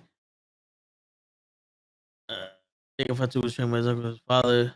Sam Fatu was competed in the World Wrestling Federation as the Tonga Kid. Oh, okay. Tama and the Tonga Kid. Umaga was his uncle, and the Usos are his cousins. Wait, wasn't the Tonga Kid Haku?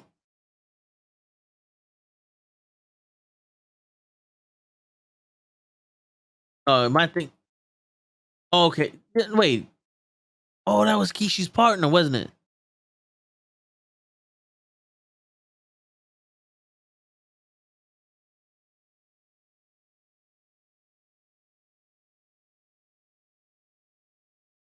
He was a head stringer with Kish. Okay. Now I'm getting all right. Damn, how big is the fucking family, son? No, Jacob is the Tonga Kid's Sam Fatu's son. I just looked it up. So you remember when they made the new head shrinkers with Rikishi and the other dude that looked like Rikishi? The other dude that looked like Rikishi is Jacob Fatu's father. Yeah, yeah.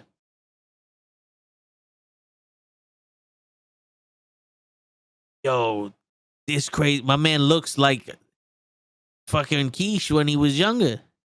This is him right here saying Fatu. This is his father.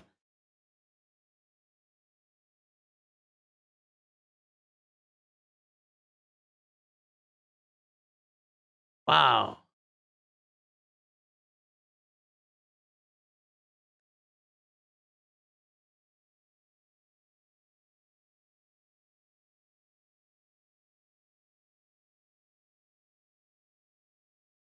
That's crazy. Yo, this family's huge, bro. This family's huge. Haku. Yeah, remember Haku? They have more Samoans in the Indies also. Yeah, no, I know they had the dynasty, right? The Samoan dynasty. Jacob Fatu was in talks to come over to the WWE a year ago, but somebody fucked that up and cost MLW a TV deal. The whole talks was thrown away. Hold on, wait, what? So somebody cost MLW a TV deal, or did them talking to did Jacob Fatu talking to WWE cost MLW a TV deal, or someone else cost MLW a TV deal, and every party was like, "Yo, fuck this, we out." Because you're not for nothing to keep the bloodline going, to make the bloodline like a new NWO where it's the whole fucking the dynasty. Dude, that would be crazy. The Samoan dynasty is the most dominant wrestling family in the wrestling. Yo, dude, this is definitely the biggest. It's definitely the biggest. All right, hold on. AEW, I know you said this before. Danielson needs to win gold. It's been a year already, right? Yeah. It's been about a year. Yes, because Arthur Ashe Stadium, him versus Omega was his first match. I think that was his first match in AEW. So, yeah, it would be a year next week. Wow. A year anniversary. MLW and WWE was in talks on working together the same way Evolve Wrestling was a couple years back. Okay. So it was gonna be like one of those other shows that they also run. Almost like like a farm, like a farming shit. Well, they'll take from MLW, put them in NXT. Okay. Kind of like Ohio Valley Wrestling, even though Ohio Valley Wrestling was kind of like they were NXT before NXT, but yeah. And then someone fucked up the TV deal that MLW had. That's crazy. Danielson is another perfect example of AEW screwing the pooch in terms of booking a former WWE wrestler. You know, I was saying, I think maybe AEW right now is going for a safe bet for the AEW champion because of what happened in the locker room with CM Punk and the Young Bucks and Omega, where let's say Danielson wins this or Moxley wins the title. Now you have someone that's a leader as your champion, and that would be able, he'll be able to set the tone where it comes to like professionalism and all that other stuff. I think that's what it is. I think they're trying to paint the picture that we don't have loose cannons and people just don't do whatever the fuck they want. We got a respectable guy holding the title for now to reset the locker room, and shit like that. Because like I said, man, I would have loved to see Darby Allin win the fucking title. That's just me. I would have loved to see him win the fucking title. Then out of nowhere, somebody sent an email to the company MLW was talking with and said, "Don't fuck with them." And not so many words. So someone sent an email to the company that MLW was talking to get the TV deal and said, "Do not fuck with MLW." And that TV company said, "All right." Yeah, that's crazy. I'm talking specifically his whole run in AEW. I'm not just talking about his title run and suppose the title one that Tony is supposed to give him today. Yeah, he didn't. I think Danielson was more of, I just want to be able to compete. I'm not here to be champion. I'm not here for these crazy ass fucking over the top storylines where like I'm in a dog cage. I think Danielson just wanted to be able to wrestle.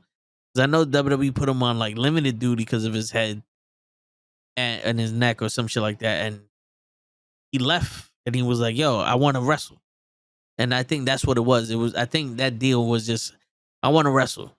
Let me wrestle who I want to wrestle and I'll be fine. I'm not trying to do any other shit. Like they used him to put over Hangman Page. Didn't work. Hangman's fault. And now they're probably just going to use him to bring back the AEW title. Because, I mean, if you're going to do it, do it now.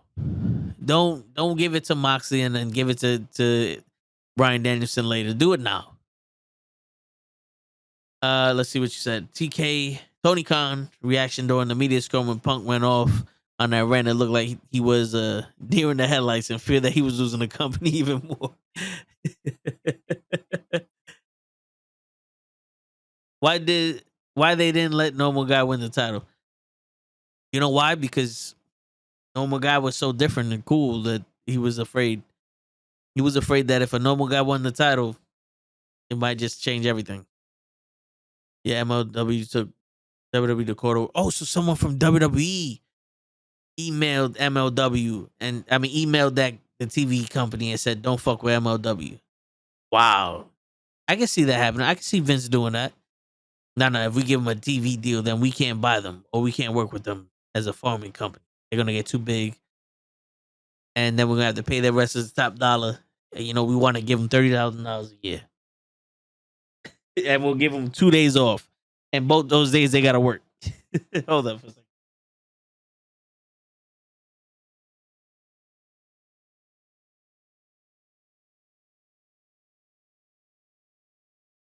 My AC kept turning on and off.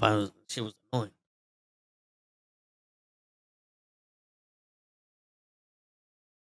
A lot of channels say that Tony Khan kind of looks like he's high on that Peruvian marching powder or that good kush. So, yo, listen, I don't know what's up with him, but he does look like he's on some shit. But that could just be something like that could be just like a personal problem for him. Either he could just be like a naturally awkward person that just doesn't like something he was born with, or maybe just a little bit too much powder in the cake. You know what I'm trying to say? You know what I'm saying? He plays Scarface too many times. He watched Scarface too many times. They be doing them wrestlers dirty. Yeah. Well, let's see now with Triple H. I don't think. Listen, Triple H learned under Vince. I don't think he's gonna be that different when it comes to having to do business. He knows it's just business.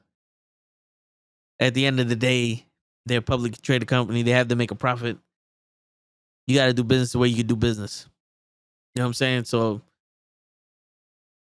if the vibe didn't change as much as I thought it would have changed already, it's not going to change that much in the future. It's going to be enough for us to see it and for us to be satisfied with, but it might not be that super duper change that everybody was excited for. But by the time people notice, it'll be like, oh well, we're already at where we're at. Fuck it, let's just fucking stay. It's better than it was before, so let's just keep going what we're doing. You know what I'm saying? How much talent has to leave AEW in your honest opinion because of toxic working environment in order for Tony's father to pull the funding away from him for AEW? I don't think it's the amount of talent that leaves. I think Tony's father steps in when their profit margins go down. Because when it comes to billionaires making money, Show fell asleep in the backseat. Oh, wow. Wow. Hold on. Hold on. Oh, man. I'm over here talking to Show like... Sanchez, we ready? 1 second. I'm loading up. Give me time to load up. Are we ready? Are we ready, Show?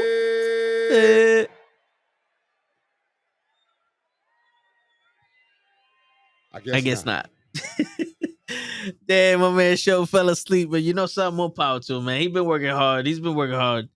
He came into the office where I was half asleep this, earlier today. So, yeah, I guess, yeah, listen, Show. You get nothing. You lose. Good day, sir. But damn, my man fell asleep. What was it? Was it the sound of my voice? Is that what it was? It was the sound of my voice, the smooth soul sounds of Jimmy Early.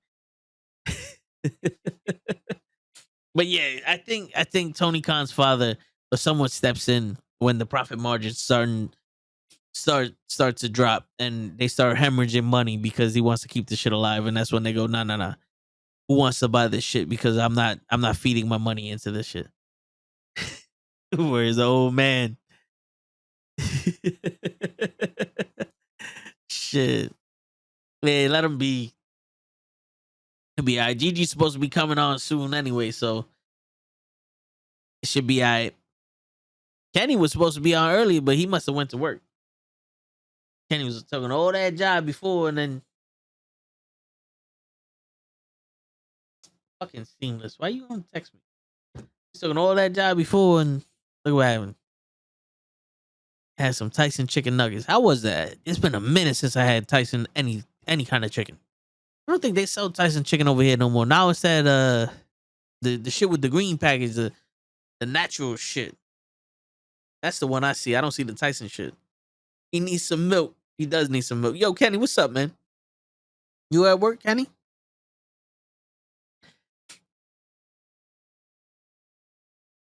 You at work or you looking for somebody?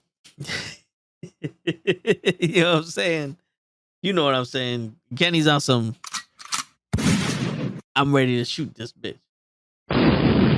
Oh, wait. Nah, he gonna do this shit.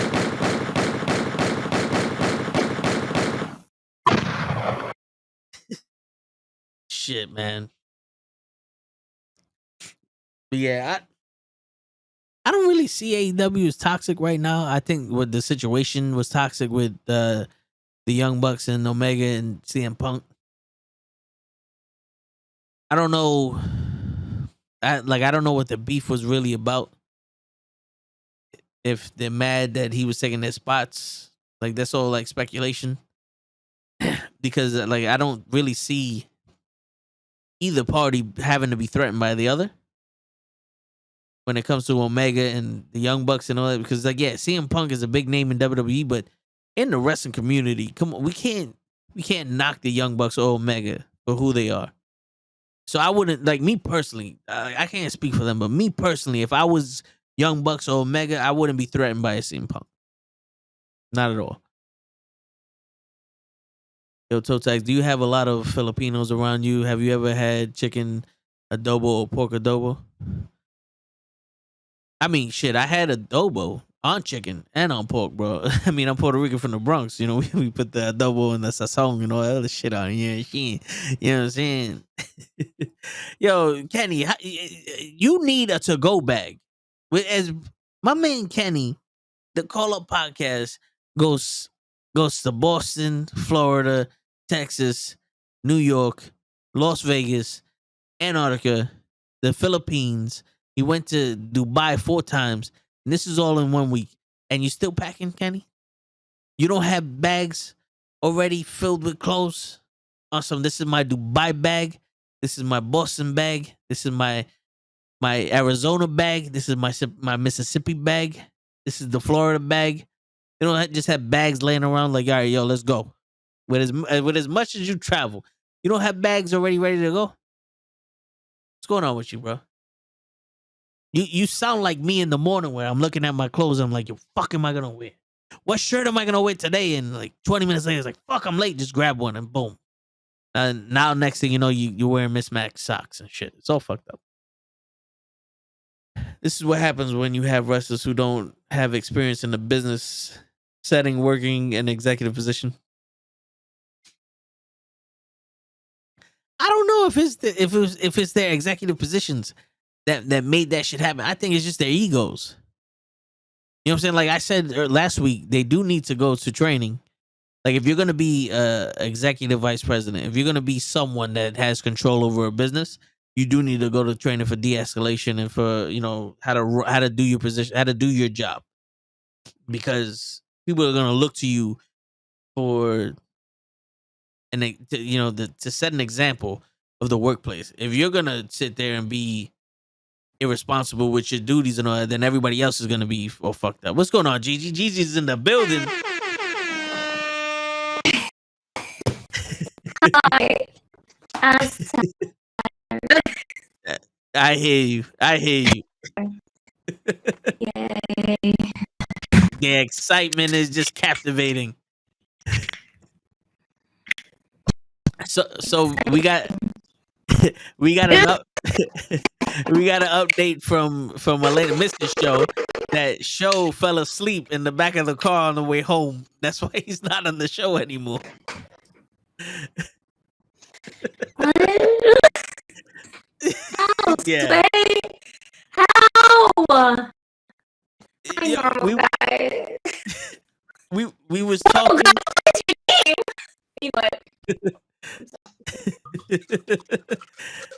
We was talking, and I just said that he fell asleep. Okay. There's still not enough James in here. Excuse me. It's just Word. that's the type of day I do. Oh my god. Oh my god. And it's great.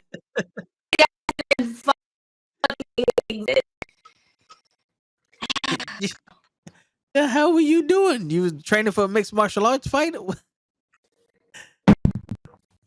Worst. Oh shit.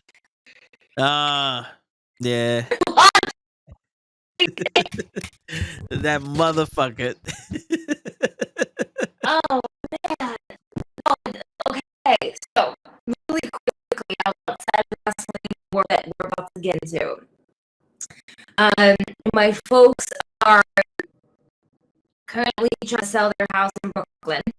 Yeah. And they're literally everything is in boxes and boxes and boxes and boxes. Now, this house was purchased when I was 18. So it's been a solid 20 years. I'm 38 right now. And it's just 20 years of shit that's been there. So all of my shit from back in the day, you saw me bringing up posters, calendars from the Attitude Era and everything like that. Well, they weren't done because they gave me literally everything that I ever possessed in that fucking house.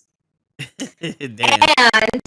And on top of that, they found a box of carpets that they're like, oh, you in your little podcast room because make it look nicer. And I'm like, all right, that shit was a bitch, and I had to fucking get up the stairs. Like literally. So this is the box, right? This is the box. What's in the box, right? Go up the stairs. I'm literally dragging it up the stairs, going like this because I cannot physically pick it up. It is. Yeah, those tiles ain't fucking Not light. to mention, a dresser that was somewhere in the basement.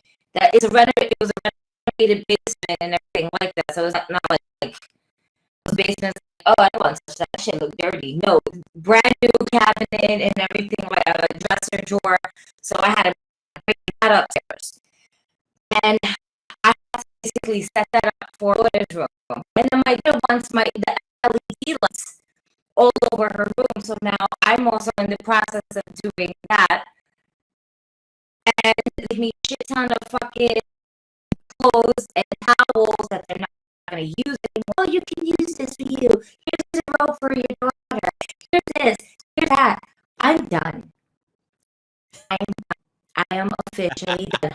However, I will say I collected a lot of fucking shit that I completely forgot. Prior to wrestling figurines I collected. I've always been collecting.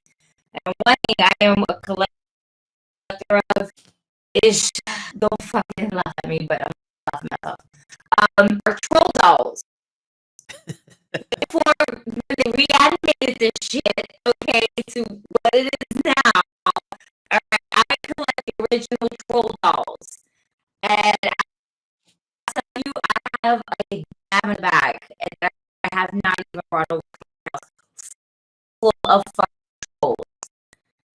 And my daughter robbed me off of one of my trolls because it's on a skateboard.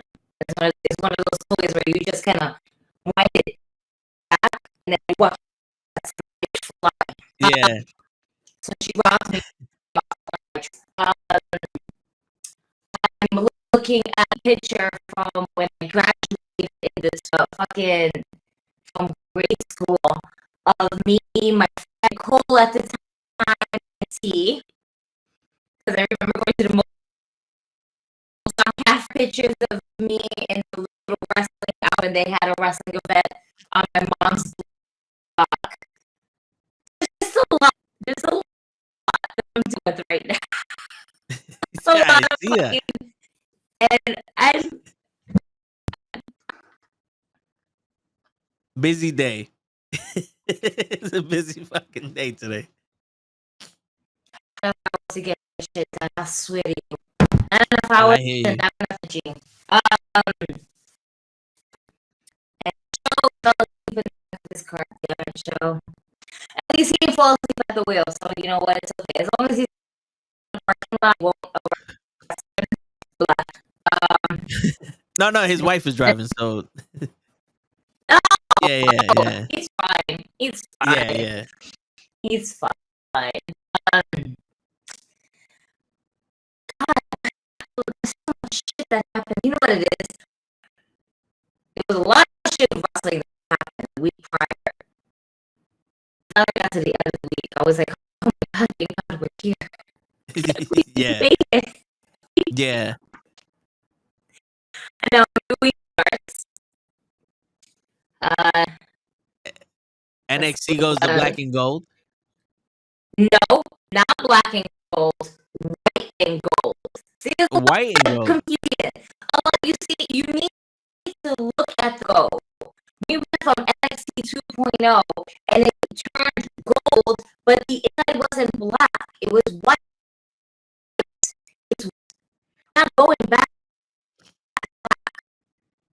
So it's white and gold, not black and gold.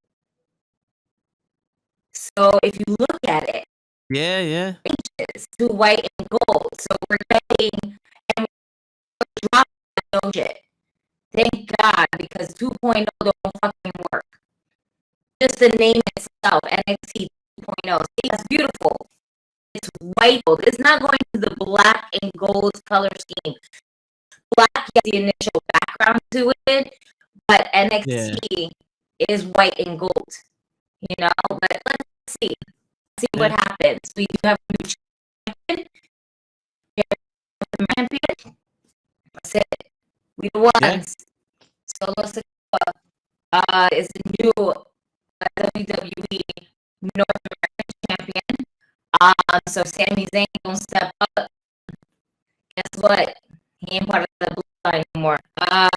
Yeah, true. And I was definitely watching the podcast, aware to everything. Somebody said something about Sammy Guevara. Yes. And I heard she's gonna be here with the news. I'm here. This is the thing. That a lot of people are speculating that Sammy Guevara basically is trying to dip on AEW, right? That's what people are getting from. Mainly because he went ahead and he tweeted out and he put it on IG, kind of an encryptive message, because he didn't want to go, or excuse me, he didn't win his spot for the bout with John Moxley on the Dynamite. So it's okay. Everybody loses, everybody wins. You know, it is what it is.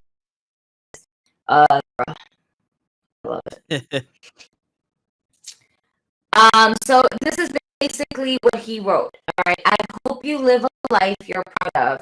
And if you're not, I hope you have the courage to start over again. We came up short last night. It is what it is. Thank you to everyone who has helped me get to this point. It's been one hell of a ride. Where we go with faith. Thank you all. And along with this, he posted up pictures of him, and it's all black and white pictures. Okay, so shaking hands with the American Nightmare Cody Rhodes, and then the picture is with him and Jericho, Santana, and Ortiz, and basically the inner circle. Right. Yeah. The following picture is when Sammy Guevara won the TNT title, and everybody, Dark Order and all the boys in the back came out to play him. And the last and fourth is basically Sammy started out with the panda head. Yeah. You know? So all of these pictures are in black and white. It kind of tells you his story that he's had thus far AEW. Now, what's from here, we don't know. Where can we go from here? Who has a TNT title now? Wardlow. With it. Jack What is it? Yeah, Jack shit right now. He's fighting jobbers. And was it Kirk Skurlin's people? That lawyer dude? He's fighting his people. So, Yeah. and it's not for nothing. This goes back to how do we book our people? Tony Khan is losing sight on how he books his talent. The only people that he honestly books are the people that used to work for WWE. You know, or I don't feel like he doesn't really put in that work of this is storyline for this reason. No, he just focuses on the people who formerly worked for a different company, and it's cool and all, but again, we spoke about this first. Yeah. And how, you need to focus on the talent that used to be there. Or the jump. Sammy Guevara, one of those ones has been for the jump, and at the same time, they gave him everything. But when you give somebody everything, it's just what is left to give. And you gave him everything already. Yeah. That's true, yeah. Out of the four pillars, he's the most successful one when it came to championships and main events and shit that he did. Yeah, so, pretty much.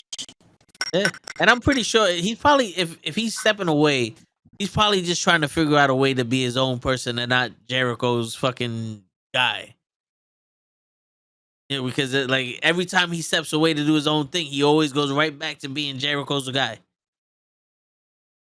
So like he got to get under that moniker, but they're doing that with Garcia. So it's like Garcia and Sammy can't be feuding with Jericho right now.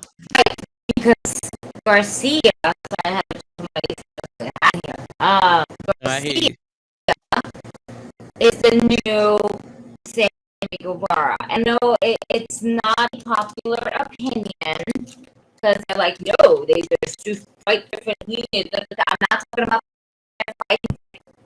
I am talking about the placement of a person in general. Yeah. For a long time, Sammy Guevara was always on the forefront, especially with Jericho, right? Yeah. Yep. In the circle.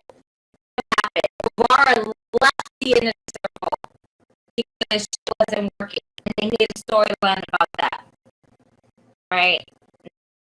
Now, along the line, the circle fixed their ship, and they separated their own way. Boom. What's the next thing?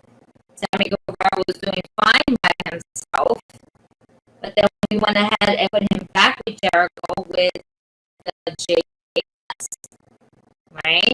We went right back to it.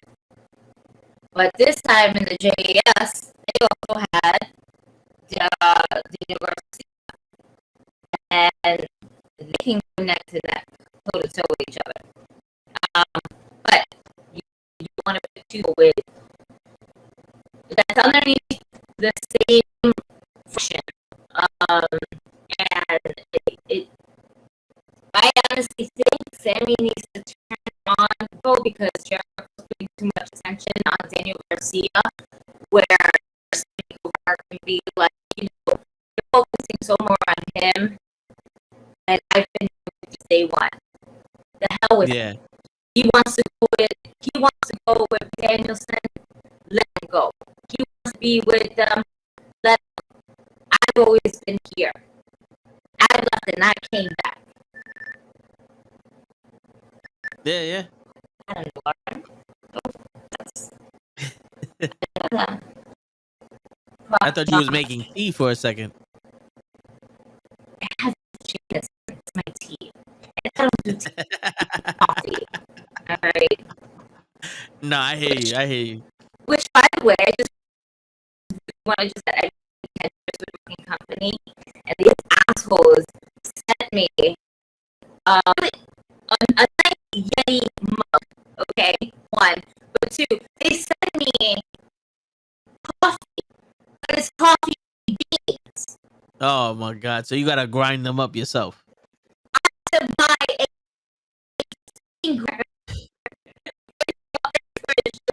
to work, and it was by the most annoying. I ain't gonna I was like, yeah. But I need to buy it. Now it's an extra fucking that I'm gonna buy coffee beans.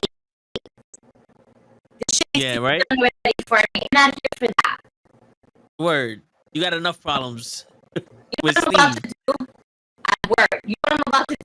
I'm about to that ass like grind those coffees back in the bag, clean out the machine, and return it back to Amazon and get my $20. Fuck it. I mean, shit. Fuck it. I'm folks, AEW next week, and I'm not spending money. Okay, and I'm going to Comic-Con next month. So fuck these niggas. Yeah, word. Fuck that coffee bean shit. The only bean I like is vanilla bean. God damn it. That's right. You could use that $20 to buy a Sesame Daddy shirt. Fucking me up in the game. Word. Word. Yo, just so you know, your signal is bad. We could hear every word you're saying. It's just like your video's choppy. I thought it would clear up by now, but it's been like that since you started. But because we could hear what you're saying, I just let it happen. But I thought it would clear up. Usually it clears up. I don't know what's going on. Fucking Steve has been fucking with you all day.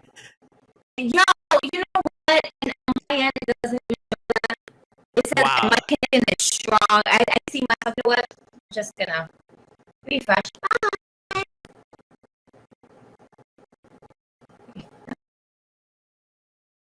Yeah, I was gonna send her a picture of.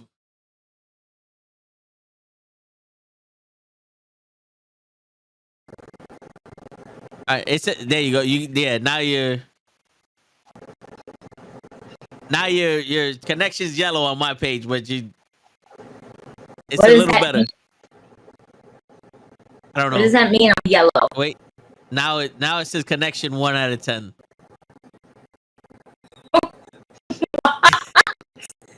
Yeah, I don't. Listen, so they're fucking with you because normally when my connection's fucked up, I see it happening. And I'm like, oh, it's fucking up. I have nothing on my end. All right, it's okay. It's actually an additional stream. Or it could be. I don't know. I just turned off all my other windows, so that's weird. I'm still here. I'm just rolling. No, I hear you. I hear. We could hear everything you're saying. So Oh no, I know, because I have my mic on. yeah, no. I'm saying like with the connection being bad, we can still hear you. Show he's I call him C3P Show because he sounds like a robot and shit. Yeah, no, that man's connection was in and out like crazy. It was like my guy. Yeah. My guy. It looked like he woke up and came back on, but then he got off. So I don't know. I saw that. Yeah. So, I mean, our guys are still fucking suspended. Everybody's still suspended. CM Punk is injured. I'm pretty sure that CM Punk probably told Tony Khan that he will sue him if he fires him because he's injured and he got injured during a match, and that he should take care of his injury people type shit. You know what I mean? Yeah. Like, I feel like Punk did that shit to Tony Khan, and Tony Khan, in his dopeheadness, just decided to be like, okay, I won't fire you now. But it has been rumored that the Young Bucks has definitely been trying to get in contact with the WWE, so that way when their contract is up, they'll go to WWE. Now, this is wild. You can't have all elite wrestling without the elite. Yeah, that would be crazy. And Matt heads are like, yes, you can. No, you cannot. They were the reasons why we have all elite wrestling. They are the elite. That has been their names for God knows how long. You can't have all elite wrestling and not have the elite. Yeah, especially now, when the elite is in WWE now. For possibly going down in the heat. You can't have that. You can't have, if the elite were to ever work for WWE in the future and to leave AEW will no longer exist. It will exist for a few months, but that's about it. It would instantly demise because your main stars that are the elites are no longer there. So it's just a good old-fashioned wrestling show. And then the trademark name, the Elite, I believe possibly can go, are the trademark names for that stable. Yeah. So I'm pretty sure that the Young Bucks already has their shit in order. And, the honeymoon is over, you guys. Yeah. That's it. And before Lay starts saying that it's officially over. Before Lay starts saying we're AEW haters, the wrestling is still good, Lay. The show is still good. Just the honeymoon of these guys being executive vice presidents and running shit. That's over. Now the work has to be put in now. I also choose AEW over WWE when it comes to wrestling. Yeah. When it comes to story, I have to go with WWE. This is true. They tell better stories. The story could be shit, but it could still be a story than what AEW has done. Yeah, because the whole Pac and Orange Cassidy shit, like that came. That's the reason for that match is because Orange Cassidy punched him in the back. Like, there's no story to that.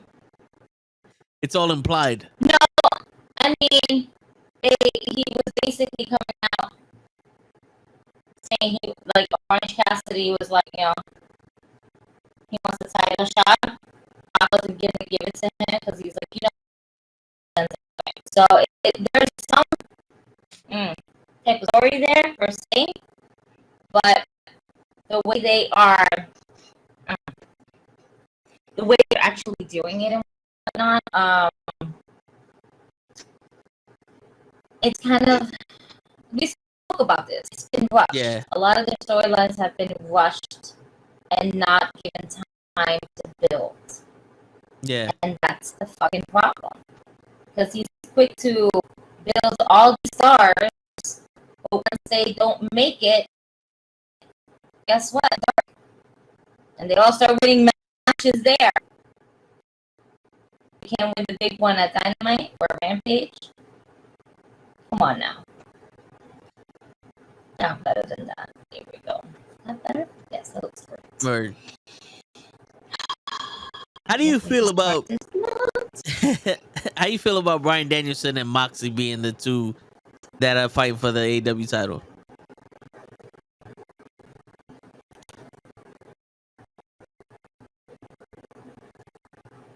I'm going to bring the fuck out of that match when it happens. And honestly, I don't believe Moxley win.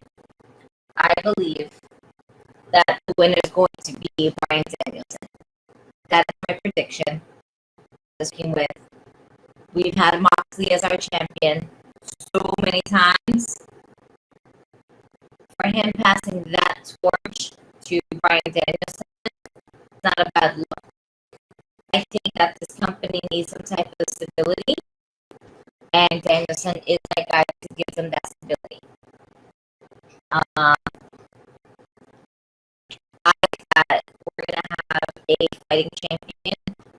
Danielson is one of those wrestlers that can tell one hell of a story if he really wanted to.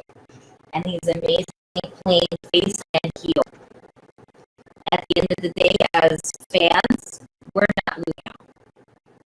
We really are losing out. Because if Punk didn't get injured, who would Punk face in Queens? Like who? Yeah. Who? You know? Because it wouldn't have been Moxley, because Moxley would have been on vacation. Exactly. Now, it could have been Danielson, you know, having that other epic match, because think about it. Last year he had that epic match with Kenny Omega, and Kenny Omega was the champion then, no? Yeah. So, it's just only fitting for Danielson to have another championship match in Queens and then this time actually win it. Now, do we have a moment where Danielson wins the championship and MJF comes in and takes it from him? No. I do believe he comes in and says a few words, but he ain't gonna cash in Queens. I don't see that happening. It's too soon. Too soon. They would want Danielson to be champion for a while. But they don't create storylines. But what they do is they make their champions remain champions for quite some time. They don't do that flippy floppy shit the way that WWE does. Yeah. Do you think we're gonna get another Tony Khan, the Acclaimed rap battle?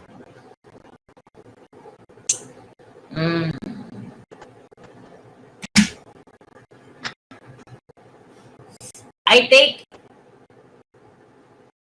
if you don't I don't think a rap battle, but I do believe that Max Caster is definitely going to be rhyming when he gets to Queens. You're not going to rob me off of his rhyme, okay, in Queens. Y'all not rob me from that. You can't do that to New Yorkers, all right? Word. We will not tread lightly if y'all could skip out on my motherfucking shit. Yo, this is where this shit was made.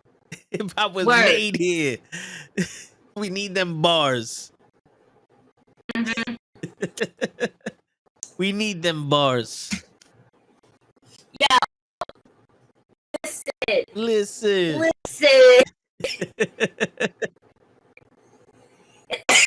Excuse me.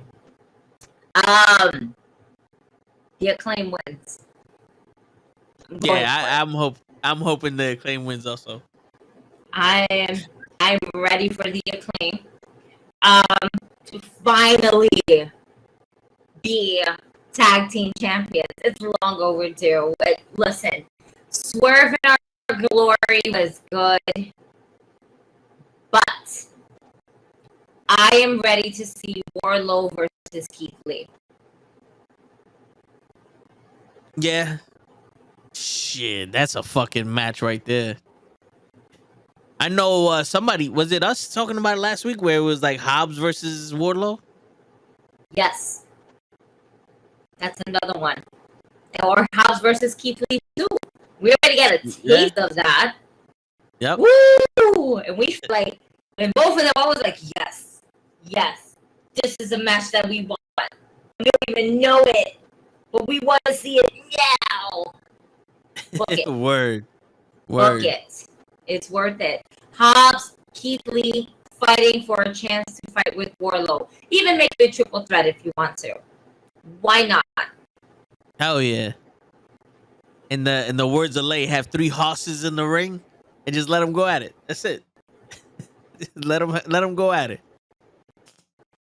We're truly missed. Hurry your ass back up to the podcast. You think we're gonna get Ricky Starks next week? He showed up yesterday. I believe it. You know, if it I believe that, man, it's gonna be a long show. Yeah. I'm already mentally prepared. I might possibly bring a little small pillow for my back. Word. It's gonna be a long one, folks, because you got Dark, Dynamite, and you know they're gonna fucking do Rampage right afterwards. Yeah. Now they're probably gonna do a 2-hour Rampage also for the because Grand Slam goes into Rampage also. So remember last year we did a 2-hour Rampage. We was there for almost 6 hours. We were there for 6 hours. The show started at 7? Yep. 7 for Dark, 8 for Dynamite. 8, 9, 10 for Dynamite, and then 2-hour Rampage. That was a 6-hour show, and then we felt it. Yep. And it was good because we were so ain't moved. And the Full Line still, that fucking niggas from last year, so they're like, "Is the sausage done?" Word. The Williams sisters already retired, and people still online like, damn, I'm missing everything. Facts. Yo, oh my God, there's just a lot.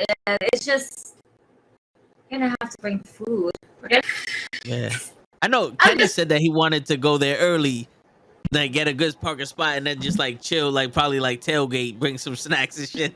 And what time is early, Kenny? Like, you trying to be there by like 1 p.m. or some shit like that? Like, we got shit to do in the afternoon before we go.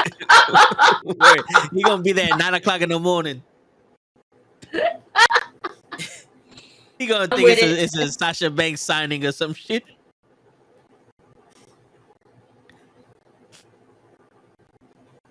Oh Shit. man, that's wild. Yeah, and then we got Pro coming this next week too, so that's gonna be some shit. That's gonna be fun. Oh, the women's championship. It's actually a fatal 4-way. Yes. Finally, it's a singles match, but it's not a singles match, but it's not a tag team match. I'll take it. Yep. Yeah. Is it Hater or Deebs in there?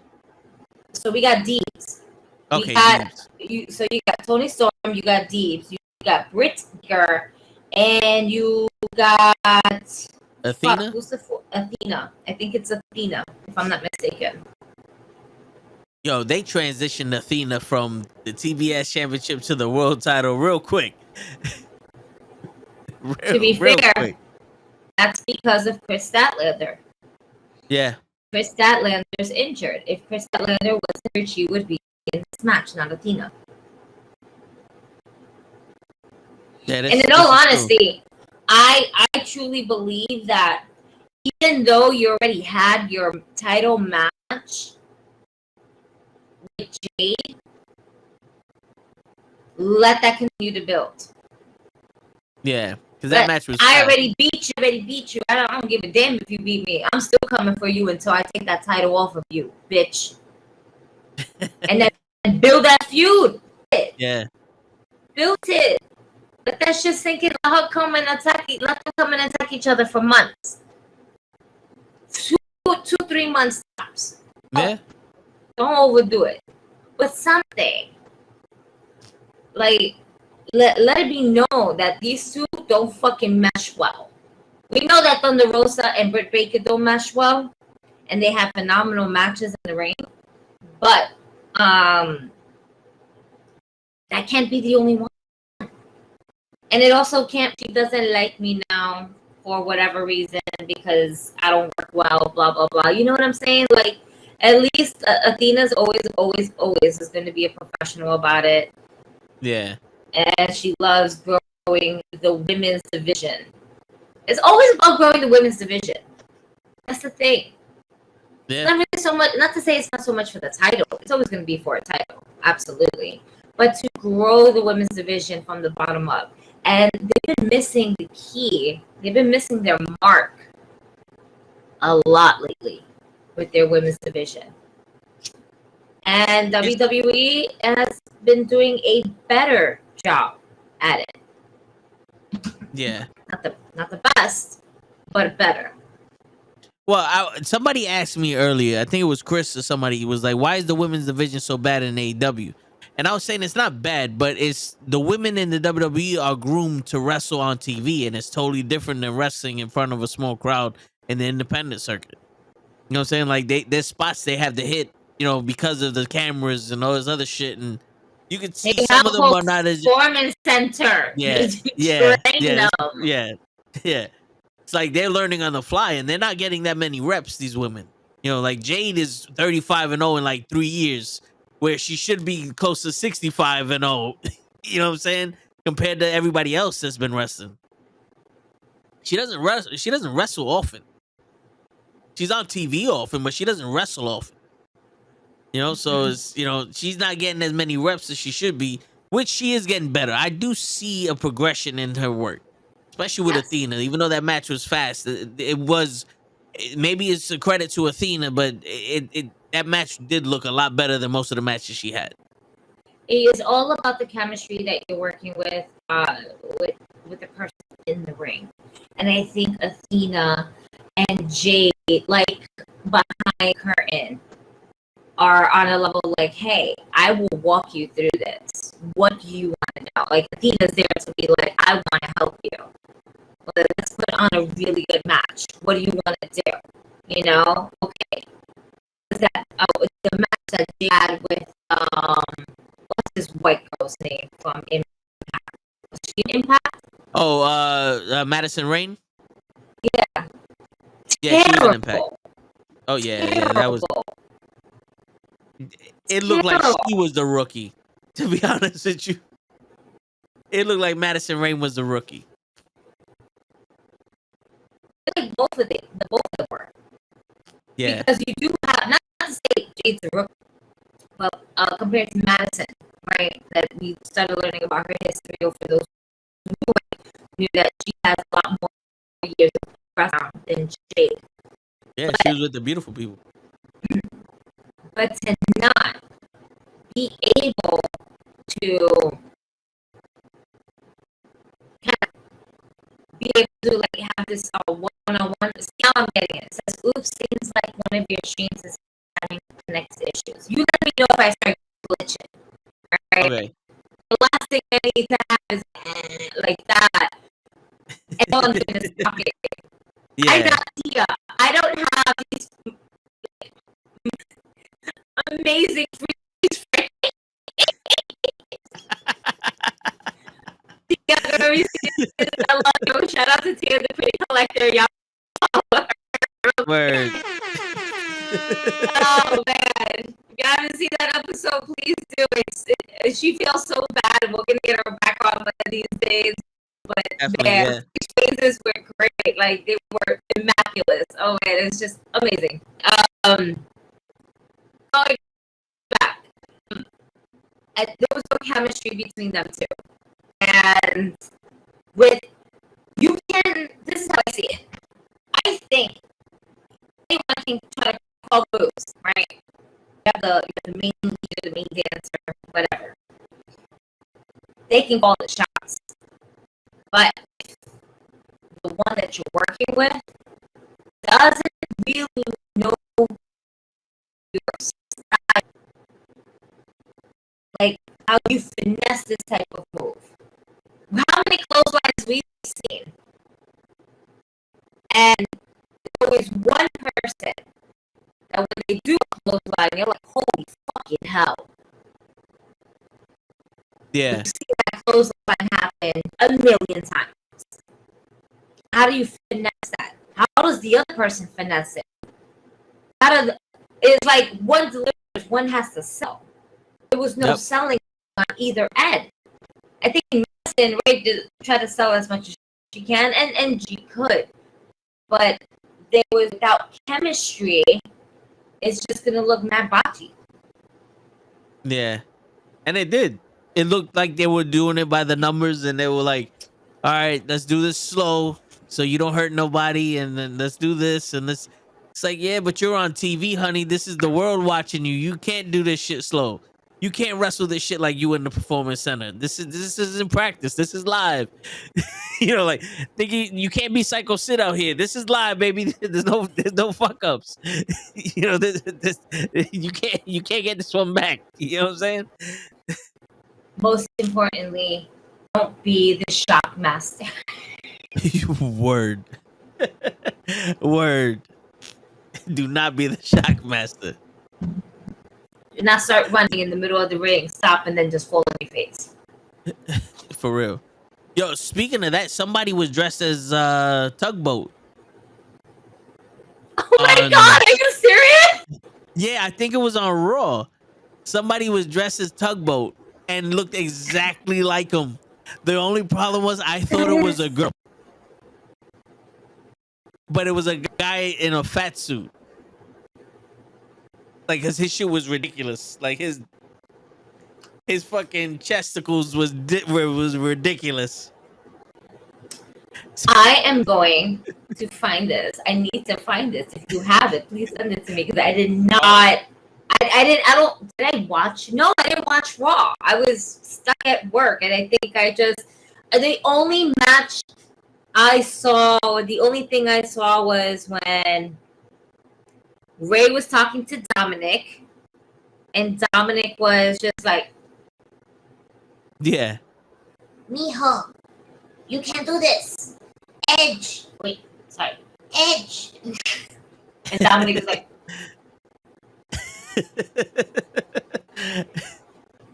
shit, that's how you know that's not a real Mexican family, because Ray would have fucked him up. You ain't listen to me? Bow.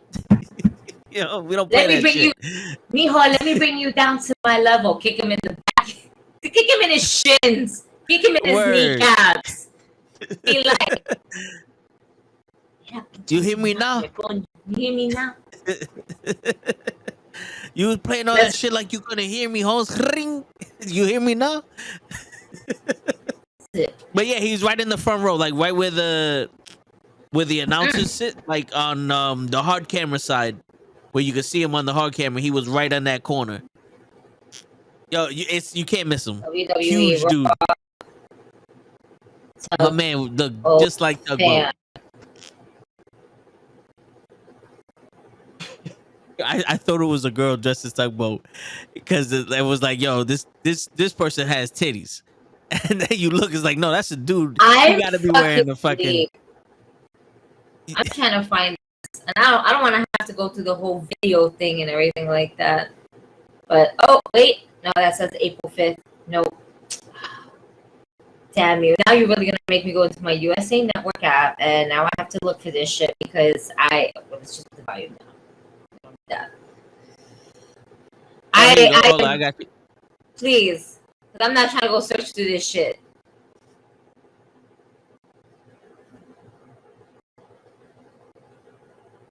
You see him? Right in the corner. Wow.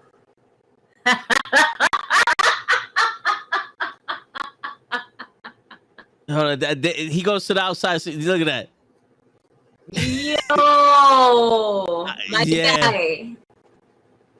Wow. My man That's killed it with great. that shit. Yo, as soon as Seth Rollins went over that, I was like, yo, that's Tugboat. My man killed it with that shit. Oh fuck. All right. So what else happened on? Like, I saw the main event. I saw the last match. Yeah. And it was disappointing. Yeah. Did you see that they injured Edge? Mm-hmm. They said that he torn his MCL in his knee, so he's gonna be out for a while. Okay. Now, yeah. Also, Bobby Lashley challenged Seth Rollins. Oh, I didn't hear that. Yeah, it was right before the main event where Bobby Lashley went up to Seth Rollins and he was speaking, and Rollins like, yo, you MMA fighters need to stop with this shit. Like, yo, why you always want to fight? And Bobby Lashley's like, a word? Well, why don't we fight then? And Rollins like, you didn't just hear. He's like, nah, let's fucking fight. So Bobby Lashley challenged Seth Rollins, and the Judgment Day jumped Matt Riddle in the beginning of the show when Matt Riddle was trying to fight Rollins. And then they had Finn Balor versus Matt Riddle, and Rollins interfered in that match. So I don't know what the fuck they're doing right now with that. But I think they're trying to get Matt Riddle off of Rollins, so Rollins could be with Bobby Lashley. It's not bad. I wouldn't mind it. It's a fresh change, so that's the good. Yeah. One of the what's going on, Pro? He said, what's up, Gigi? One of the viewers here, Chris, he was saying that he thinks it would be awesome if Santos came up and took Dominic from Judgment Day, because Santos Escobar's father had beef with Rey Mysterio's uncle in AAA. And that could start the whole family war again. Oh, that sounds good. Yeah, and I'm like, yo, how do you take Dominic away from Judgment Day? So I'm speculating. I'm like, yo, what if Santos comes in and Dominic's like, hold on, wait, no, this is family beef, and he goes with Rey, and when he goes to fight Santos, he jumps Rey, and now he's with Santos. And if Rio decides to get in the middle of it, you bring the madrina in, and she's just like, "Stop, how you doing? Yeah, what you doing?" Like, that's it.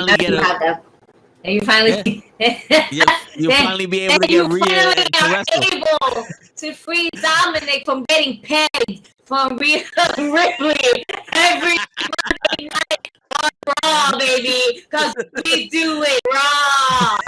That's right. She's pegging that nigga. But he calls her Puppy here. But we don't want an incident where Santos is looking at Dominic like, yo, you ever got your shit pushed in, Holmes? We don't need none of that shit neither, though. You know what I'm saying? Diablo. Yo, they don't want no 187 homeboy. You know what I'm saying? Dominic's training day might have to be some reckless shit. But that make if this is gonna be Rey's last ride, that will be one hell of a last ride. Relive up the rivalry with Escobar and the Mysterios. Let the fans get the culture. Escobar is no longer with NXT. Yep. We had that last match with the Don, and he was set to leave. This is his last match. It's like, boom, he got his call up. So it's just gonna be him. And then we see the following week, like, oh, you thought I'll leave you guys here? Nah, we riding together. Word. So that whole crew is going to be running up together. Question is, though, they start with the Judgment Day? I can see that. It would be a smart move to run with them. But then you also have All right. You also have Hit Row. Yeah, they had And beef with Hit that Row too. and that beef was tough. It's really based on how many more years do we have with Rey Mysterio? Because he looks like he can still go. He does. He does. Compared to When he other fixes wrestlers his age or near his age, yeah. he can go.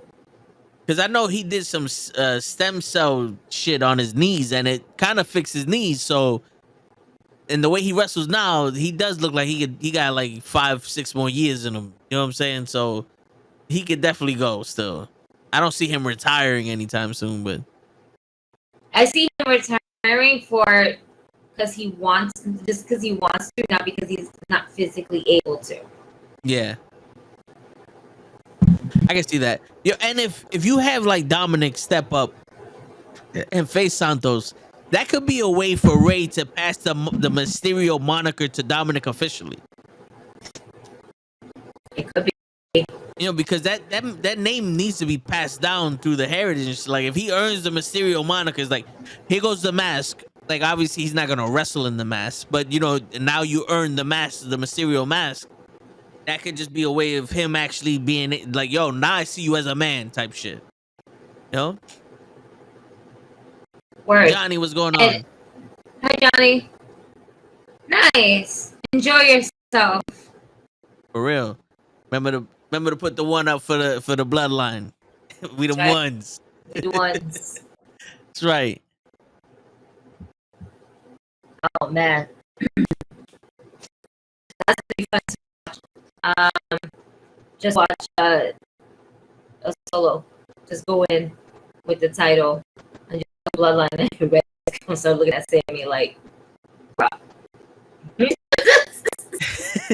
For real. It's like, Sammy, where's your title at, Sammy? Word. What I'm liking though is how this is possibly the most perfect way to blend in NXT with any of the main rosters. Yeah. Like, this works because that's the NXT North American champion. My man is working 2 nights. He's working his Wednesdays, he's working his Fridays. Because Roman belongs to Fox, you know? So eventually we're gonna get that title split.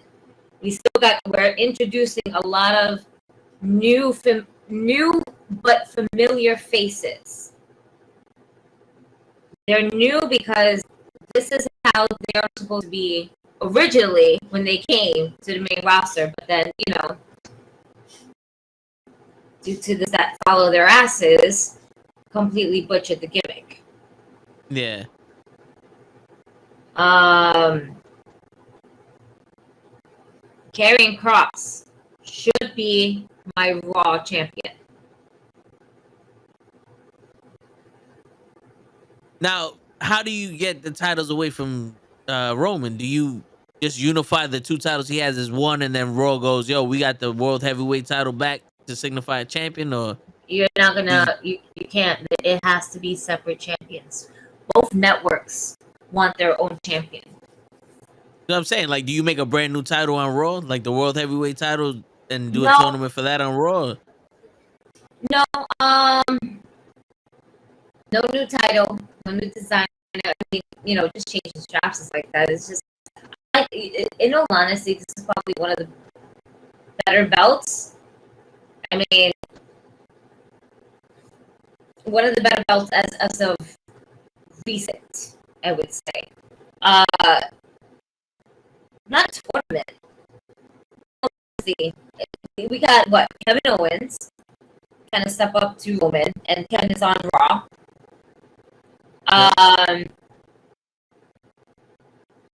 Kevin and Cross. That's a good match. Yeah. And then, even if you want to, why not make it a triple threat match? I'm putting everything triple threat match this point. More fucking video, more bullshit than people on my TV. So you know what? Fuck it. Put all three of them in the ring. Let them dance. Let them have fun. Make it interesting. Yeah, it's going to be. It's not like the Usos ain't going to come in and interfere. That's true. Yeah. Or Koa, you know. Yeah, So I mean, you could also do that Euro Continental triple threat match where there's two falls. The first fall is the WWE title. The second fall is the Universal title, and then just have them drop the title that way. I don't see it. I don't. Maybe it could work. So how they book it. Yeah. And Triple H has been doing an amazing job of, booking it smarter. I would say. By the way, I saw something. It said Omos, and I don't understand what happened because did Omos come out on Raw? Yeah, Omos and MVP came out, but he fought a nobody though. I think I left them during when I saw his name pop up. So I don't know what was happening there. There was no promo, no nothing. Nope. He just walked out. MVP was like, "Look, he's here," and he wrestled a nobody and left. To be honest with you, I don't even remember the match.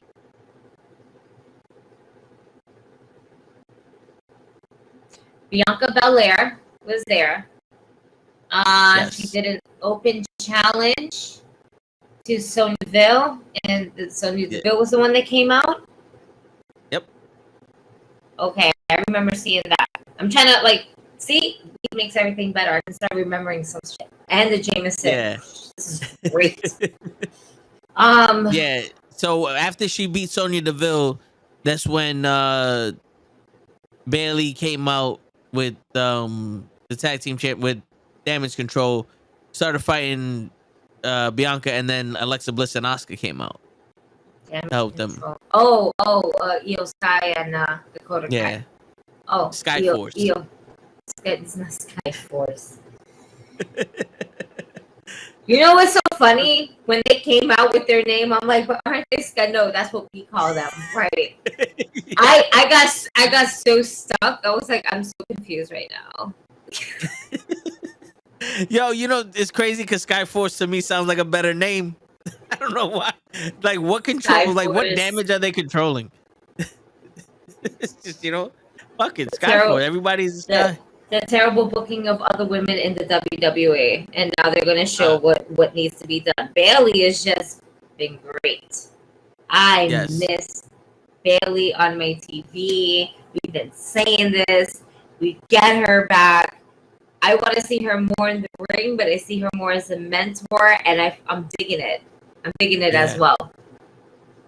I want to know what happened to Lacey Evans. Man, that poor girl's more confused about her fucking character and what show she's on. And what show she's just confused. Yeah. She's gonna show up to Dark and be like, "Is this SmackDown? No, it's NXT. Is this NXT? No, that's down the block. Got it." No, I don't know, but where do you put her in? Like, where? Where do you put Lacey Evans now in the women's division of WWE? Do you put her? And let's think about this, because now it seems like main roster and their Forbidden Door, which was their own NXT brand. Word. Do we put Lacey Evans back on Raw, SmackDown, or NXT? Where would she thrive more? If you want to bring Toxic Attraction with Mandy Rose being Mandy Rose now, do we put Lacey Evans going back to her Southern Belle-ness. Like, you nasty. I like that character. I always enjoyed it. Yeah. But It was something different. It was something different. It was better than the Sergeant Slaughter Leader mixture. Wait. The story of that was trash. Her outfit, though, that was banging. Yeah, because you get to see mad thigh meat. She didn't know if she wanted pants. Bro, because you can't say that because her outfit as the Southern Belle, she had like shorts and shit like that. You know what I'm saying? She showed more skin. Yeah. So it's just a different outfit per se. I think I like the outfit of it because of her background. I don't believe that they should have played a sappy ass story. That's where they completely fucked up. I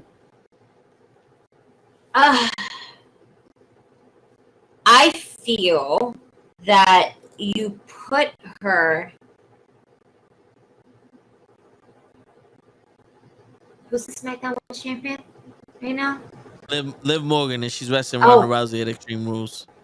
You could probably put her on SmackDown to go against like Shayna Baszler to help boost up Shayna Baszler's attitude and all that. But I would, in all honesty, she's not gonna do nothing unless she's in a tag team with somebody.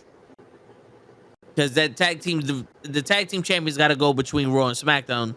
They're not SmackDown, they're not Raw exclusive. And Ronda Rousey's soaking up all the attention from the SmackDown division. So if you're gonna put Toxic Attraction on the main roster, they got to be on Raw. Because there's no way I would put Mandy Rose anywhere near Ronda Rousey. That's not gonna work. It's not gonna work. Mandy Rose can be work. With Bianca Belair. Yeah, Bianca Belair, Bailey, those veterans. Let them work with somebody who knows how to work. You know what I'm saying? And I think that would be better. Plus, on Raw, you get more time to showcase them. It's just, to me, like I haven't seen SmackDown in a while, so I don't know, but it feels like SmackDown has went back to the B show. SmackDown is feeling like Rampage right now. Without Roman being there, which is always going to be the most exciting segment. You also get a little bit of Sami Zayn. You can never go with Sami Zayn. Especially him taking the bumps that he's been taking, which is basically just moving. That's how Sami's keeping his place. Like, I'll take these shots for you. Move! That's it. You know? My man's the fucking punching bag before anything else.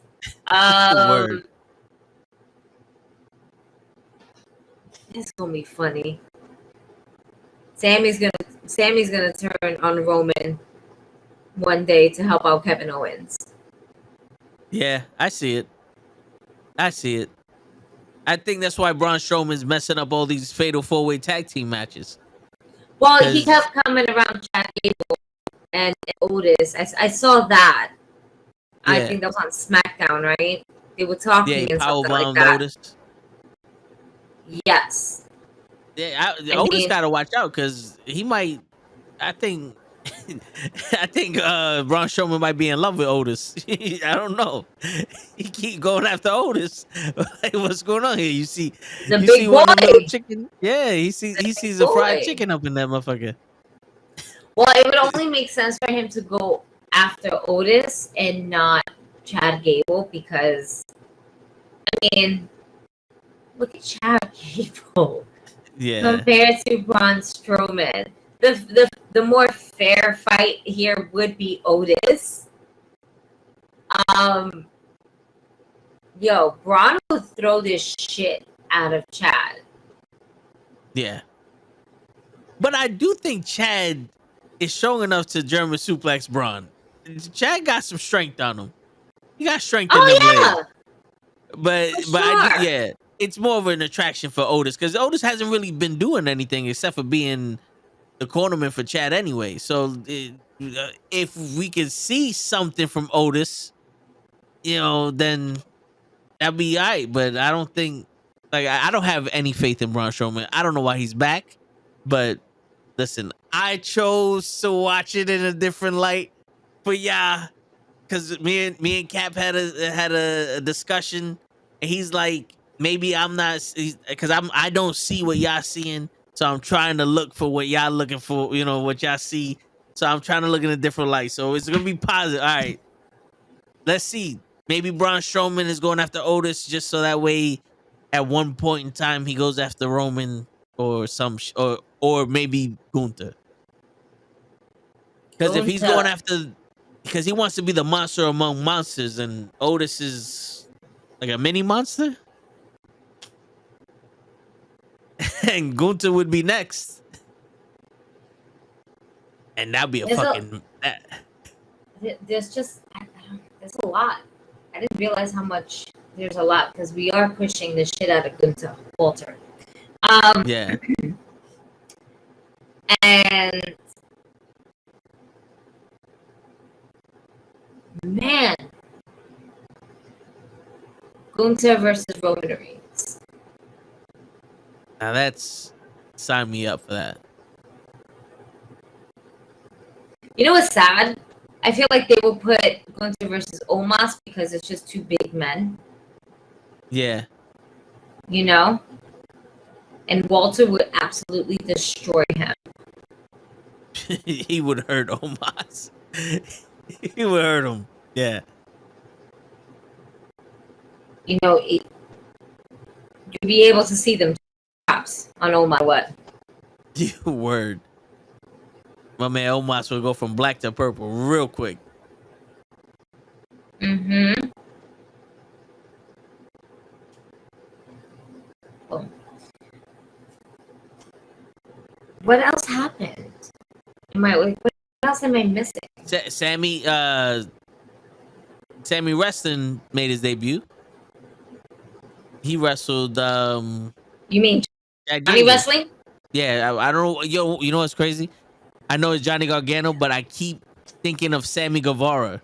Like, because it's similar to me. So Sammy Wrestling. I'm like, what the fuck is Sammy Wrestling? I keep Johnny calling Wrestling? him Sammy. Yeah, I keep calling him Sammy because Johnny, Sammy, Guevara, Gargano. I don't know why my brain is fucking those two up. It's for some reason it's associated one with the other.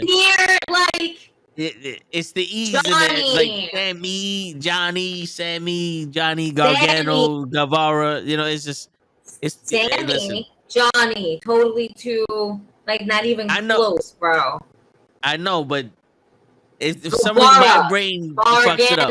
Like, okay, G and G, but no. Well, anyway, Johnny Wrestling made his debut. Oh, yeah. He won the match and then he got knocked out by Theory, and then Theory started taking selfies. I remember seeing that. And then Kevin Owens fought Theory and broke his nose. Yes! I saw that. That was great. I enjoyed that.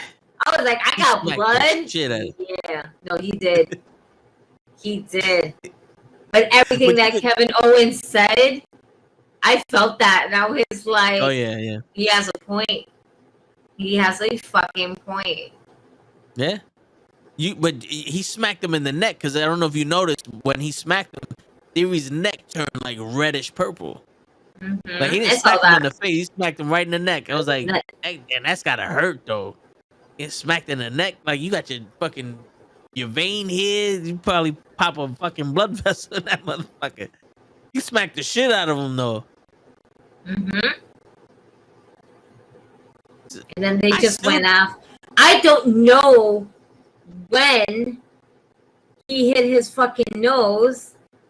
Oh, when he backed into the corner, when Kevin Owens backed in the corner and started swinging on him, one of those wild swings hit Theory in the face, and when Theory sat on his ass in the corner, like, when he just dropped, that's when it did it, because it made a clean connection to his nose. Gotcha. It was like a wild swing, yeah, because when they slow-moed it, and I was like, all right, one of the fists connected straight into his face, and it dropped Theory. Now, I don't know if it hurt him, or he just did it out of instinct, like he got hit for real. It was like, let me drop. Right. Yeah. Probably was. I mean, in those situations, it looks great on TV. Also, also slightly scary for the wrestler because you just never know the severity of it. Prime example will always be Becky Lynch when Nia Jax just fucked up her shit, and then she went. She became the man that night. She became Stone Cold Becky Lynch for the women's division that night, and that was unforgettable. And then watching a documentary, she was like, "I don't remember any of that.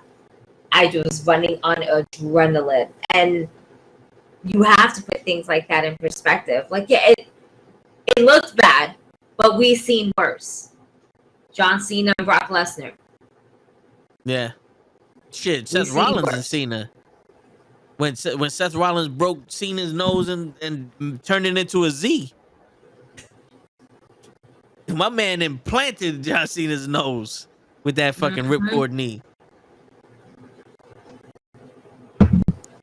Shit, we seen Rey Mysterio's eye pop out. Shut the fuck up. No, we will not. We will not. And yo, you know what's crazy? He's got both eyes now. Amazing. Yep. That's the power of being a father, Gigi. That's the power of being a father. You get your eyes back. He sees what's happening to Dominic. Oh my god. He sees what's happening to Dominic. Meanwhile, in the outer universe that is beyond these four walls and graves, Vader is turning over his grave like, you gotta be fucking shitting me. Like, word. And Malachi's eye is still fucked up. And he's in a different wrestling organization. No, right now he is taking some time off for himself, for his mental health, and good for him. So it's official. He's not. Did he get released, or he just sabbatical, whatever? So I believe he's just on a leave of absence. Okay. And the longevity of this leave of absence is still unknown, or hasn't been. Nothing's been said. It's a leave of absence where he's got taken off the roster. He's on the shelf. Yeah. That's how I like to see it. You're still in the contract. We're going to grant you your release, but we're going to give you like a leave of absence. And yeah, I mean, he signed a contract that was all the way until what, 2025 or 2024? I think so. I think most of those wrestlers are until 2025 or something. Around there. So you have that. And it's insane because the thing is, what is the House of Black really doing? Really? It's dope. Nothing. It's a dope faction. Yeah. It's stable. Great presentation. And you can't go wrong. It really, this felt like more of Malachi Black, and like it was his character. We got a preview of that when he was in NXT as Aleister Black. Yep. His entrance is a fire, no matter where he's at. Yeah. I loved his NXT entrances. Oh, yeah. Even just for the regular, just like coming out like nothing, just like standing there, coming up like a fucking King Dracula type shit. Like, word. He's coming from the abyss and shit. Word. And it was always dope, but that song fucking hit hard. I love music, but if there's one thing I fucking love, I love wrestling theme songs. I listen to that shit religiously. It's sad. It's sad. It's sad when Spotify tells you that your number one song, okay, was Shinsuke Nakamura, all right, and with the violinist, all right, that guy for the year, okay. That's how much of a nerd I am, and that's how much fucking wrestling music I fucking listen to, and I'm fucking proud of it. So go fuck yourself if you think that's weird. Word. skip straight to step 10. Don't even fucking look at the other steps. Go fuck yourself. Go fuck yourself.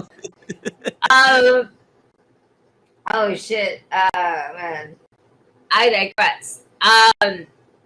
Aleister Black's fucking theme song hit so fucking hard in NXT. Yeah. That gets hard. The whole vibe to it was just Malachi Black's idea with Triple H in charge and having that type of funding to bring that full idea to life. Ooh. And on top of that, his wifey's there. I honestly believe that Zelina Vega should be partnering or standing by her man, because this will add a character, like some type of character development for her, showing her dark side when she's with her man. Yeah, and she could speak. She's she good could on fucking the cut mic. a promo. Yeah, She's she could good. cut a fucking promo. Yeah. Yo, imagine, if House of Black, Brody King, Aleister Black. I don't know about the girl, but Julia Hart?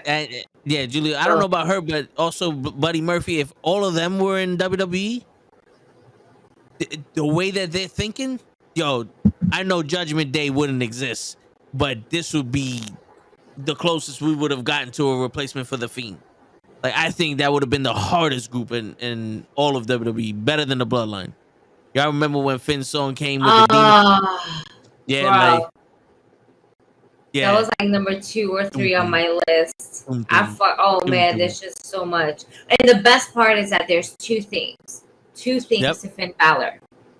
You had the regular Finn Balor, just the jacket, collar up, Finn Balor, your weekly Finn Balor, and then you had Finn Balor, the Demon song, and it would start differently with the heartbeats, and then just, oh man, woo! And he decided to hump the floor and get beat up by the turnbuckle, and we never seen the Demon again.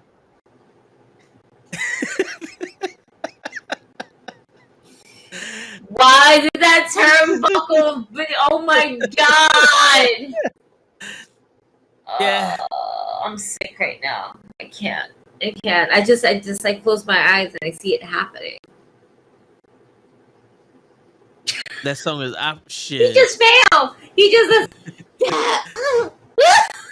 Ever seen like those fucking little donkeys that when you press the button they go completely?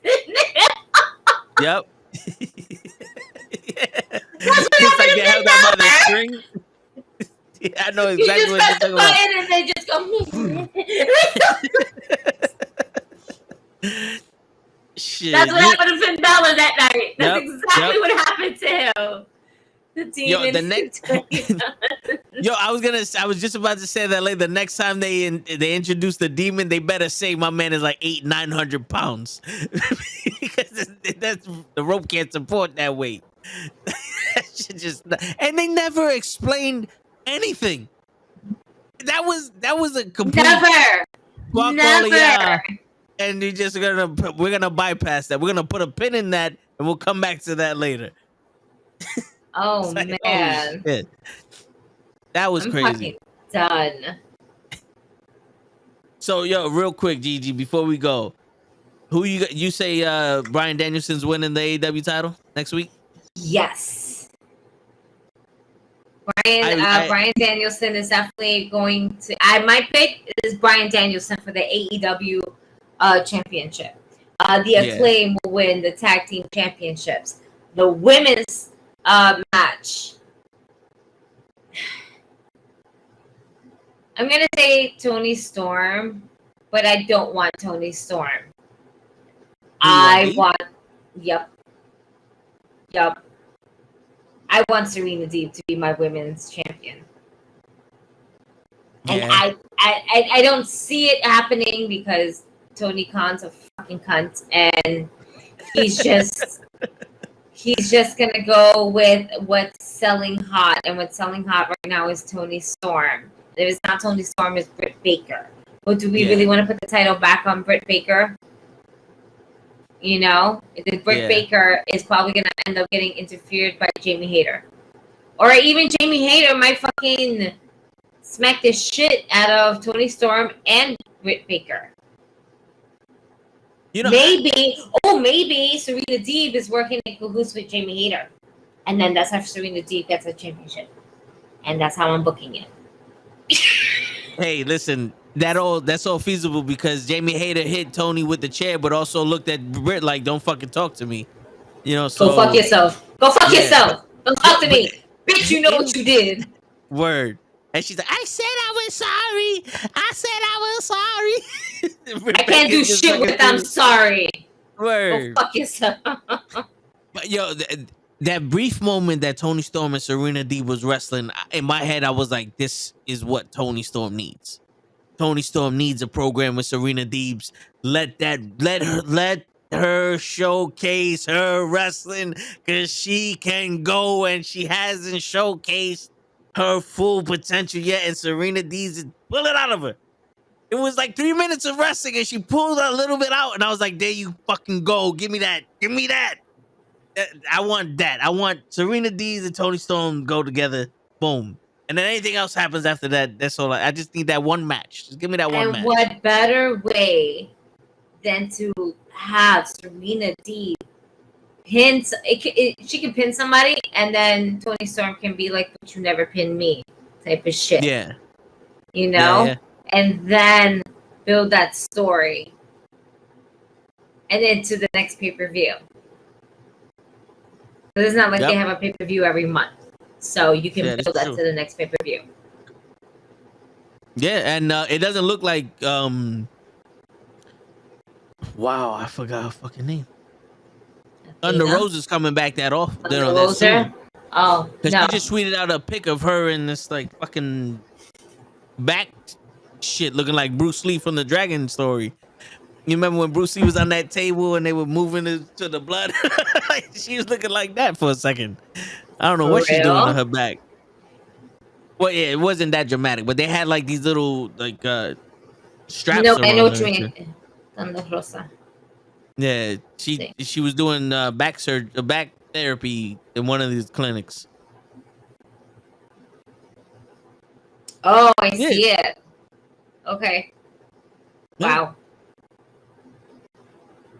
Yo, she ain't coming back anytime soon. Yeah, for real. And who's to say that she's gonna come back? I think she needs to come back, fight for the title, but I don't think that she needs to I don't know, man. I don't like the way she's being booked in AEW. And my question is that, let's just say, hypothetically speaking, we put Thunder Rosa in WWE underneath Papa H's wing. How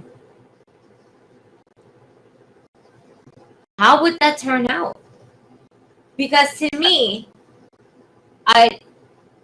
if you put Thunder Rosa in the WWE, it's like she's giving you a female version of a little bit of Lita, because of that luchador, but also a lot of like Rey Mysterio for a female division. You know how I would put her in the WWE? I would have her come in under Bayley and Damage Control, and then after a short while, like let's say a month or two, have her turn on Bayley. And then do a program Bayley versus Thunder Rosa. Showcase like on some like Thunder Rosa on some, honey, I just used you to get into the door. I'm the one, like, you know, like I'm here to be the champion. Fuck all y'all. And then she fights Bayley and goes after Bianca Belair for the title. It's like one of those like introduce her through Damage Control the same way you're doing Io Sky and Dakota Kai. Like, look, she's a good wrestler. She's with us. She's not one of these other people. She's with us. Showcase her talent. People get a little behind her. Boom. Release her. Get her on the wild. You don't need to cut no promos. Just straight out. She beats up Bayley, and now I'm coming for you. Like she's a destroyer type shit. That's how she should have been in AEW. She should have been like they already showed how tough she was fighting Britt Baker. She should have been on some. Now I want you, Serena, and that would have been the end of what she was talking. You thinking? I want you. She calls her shots. I want you. I want you. I want you. I want you. Because that whole promo shit didn't work. And not everybody needs to be doing these Not everybody's Britt Baker. Sometimes you have the charisma in silence. And I think Thunder Rosa is more of a charisma in silence and in the ring than on the mic. That's how I would do it. Yeah. Why not? I think it sounds better than anything. It sounds better than what they are currently booking right now. Yeah. But anything and everything also sounds better. This is true. Being booked for the women's division, because right now they need help. Yeah, they do. But they need to break that glass for emergency and be like, please. Yeah. Well, I think. All right. So you know how you keep saying trust the process. Right now, from what I'm seeing, because I'm like I said, I'm looking in a different perspective here. From what I'm seeing, I think they're slowly starting to go. All right, Thunder Rosa's gone, and now we need to go from the transition of someone taking her place to now let's start something new. So Jamie Hager now is going to separate from Britt Baker. So we have at least a month, 2 months of that rivalry and that story playing out. And then Jamie Hager goes for the title. You know what I'm saying? Like Jamie Hager goes and her separate ways. Maybe she beats Britt Baker. And you know, you have these girls now. Chris Statlander comes back. You know, like you have this gauntlet of women that could be there. And then when you need to, all right, Britt, be that bitch again. You know what I'm saying? So that's my pie in the sky hopeful thinking. What's going on, show? You awake? Are you here? Did you butt dial us? Oh, shit! I'm here and awake. Well rested at 12:05. This motherfucker right here. Taking garbage. How you doing? What you talking about? What we talking about? We were just wrapping up. That's what we were talking about. I want to at least let me show some face. Okay, well, we see your face. Go ahead. The floor is yours. Yeah. That's it. And on that note, the smile is here. All right, show. Who do you think is going to win between Bryan Danielson and Jon Moxley for the AEW title at Arthur Ashe Stadium, which we will be at next week? Nostalgia Daniel Bryanson to win because I want to celebrate. I want to scream. I want to actually cheer. Honestly, I don't really like him like that.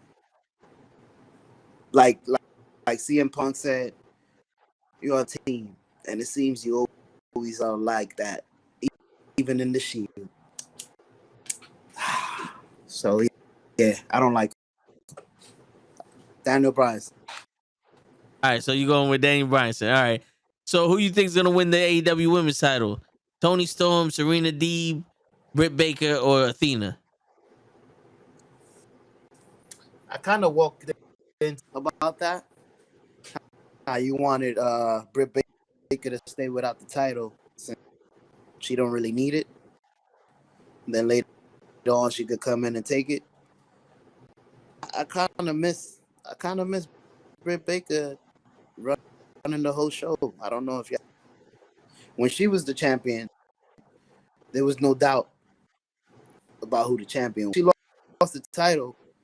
We had a crazy ass Mexican that couldn't talk. We got some other people that might have took the title from her, but they can't talk either. It's too many ifs. This is spades. How many books you got? I know this shit. How many? I don't need no possibles. I need a real. Okay, and you saying Britt Baker's a bubble? No, I'm saying the other girls that took the title from Britt Baker. In the bubble 10 books? Huh? Ain't a bubble 10 books in space? You're right. Britt Baker. You're muted, Gigi. I'm not muted. I'm not saying shit. That's what I'm doing. Quiet. I'm just like, No, I Your lips moving. am too high for this shit right now. I was mentally saying that, but I was like, Yeah, I'm I like- saw your lips moving. Show up. that was Fuck my my high whole moment. She That's did the the way little motherfuckers are talking about spades. literally talking. She was like, these motherfuckers are talking about spades. What the fuck is go? What did I just let happen? Yo, ready? This is great. Wait. And the strand that I'm smoking tonight. Whoa, Jungle Boy. Jungle Boy. Oh shit. Oh, All right, man. last title. Yo, who's winning the tag team championship? good. Swerve in Your Glory or the Acclaimed? Acclaim. Listen. Yo. Listen. The Acclaim's champion. We walking down the aisle. It's been a while. Some shit like that. Nah, I want the Acclaim. The Acclaim, Okay. that pop. I'm gonna tell you this right now. The pop that when the Acclaim fucking wins next week. I'm saying it. They're going. I am manifesting. I don't care what fucking Tony Khan fucking writes. Maybe he'll change his mind at the last minute. The Acclaim are going to fucking win, and everybody's gonna scissor daddy ass. Right. 20,000 people. He's gonna get 20,000 scissors. Everybody. That's right. We're gonna be on some scissor me daddy. Just don't turn them into Montez Ford team. the Street Profits? Where don't turn. But that's a totally different gimmick. Yeah. That's a different gimmick. Mainly because I guess so, but Max Caster adds to the team with his raps, and then Anthony Bowen just adds so much with his enthusiasm that I think with that type of combination is a little bit different than the Street Profits. Yeah. Street Profits is basically one of those now considered, and I'm going to say this, Street Profits are legendary tag teams that is always going to put on a good match, very much like the New Day, very much like the Usos. There's always like 3 or 4 good tag teams that you can always put them together and they will never have a bad match. Yeah. And Street Profits are now one of those people. Well, the difference between the Street Profits and the Acclaim is the organizations they're in. WWE needs a kid-friendly team if they're going to be, the main guys. So the Street Profits are now the kid-friendly team. So they're out there to put on a show for the kids and the experience. AEW is still an adult show. So the Acclaimed are here for us. So they're not going to pull that shit where they're pulling out the kiddie shit. And no. The Acclaim's going to come out with more bars now because he's the tag team champion. And they got Daddy Ass with him. And if anybody knows about the Attitude Era and pulling out some shit to be controversial, it's Daddy Ass. You know what I'm saying? So for right now, the Acclaim should be safe. Word. And who's to say that Swerve in Their Glory won't ask for another title shot right afterwards? Because legit, you have a tag team. You have a trio tag team. So now did you see the Lucha Brothers? They faced Swerve in Your Glory yesterday for the titles. And in my head, I was like, "That's a good match, but why did you do that when we knew that Swerve in Your Glory is wrestling at Grand Slam for this?" Like, you're literally telling us that the Lucha Bros are just a space filler right now. You wanted it was crazy. I had it on, but again, in mom mode, I had it on, but it was on in the background. Yeah.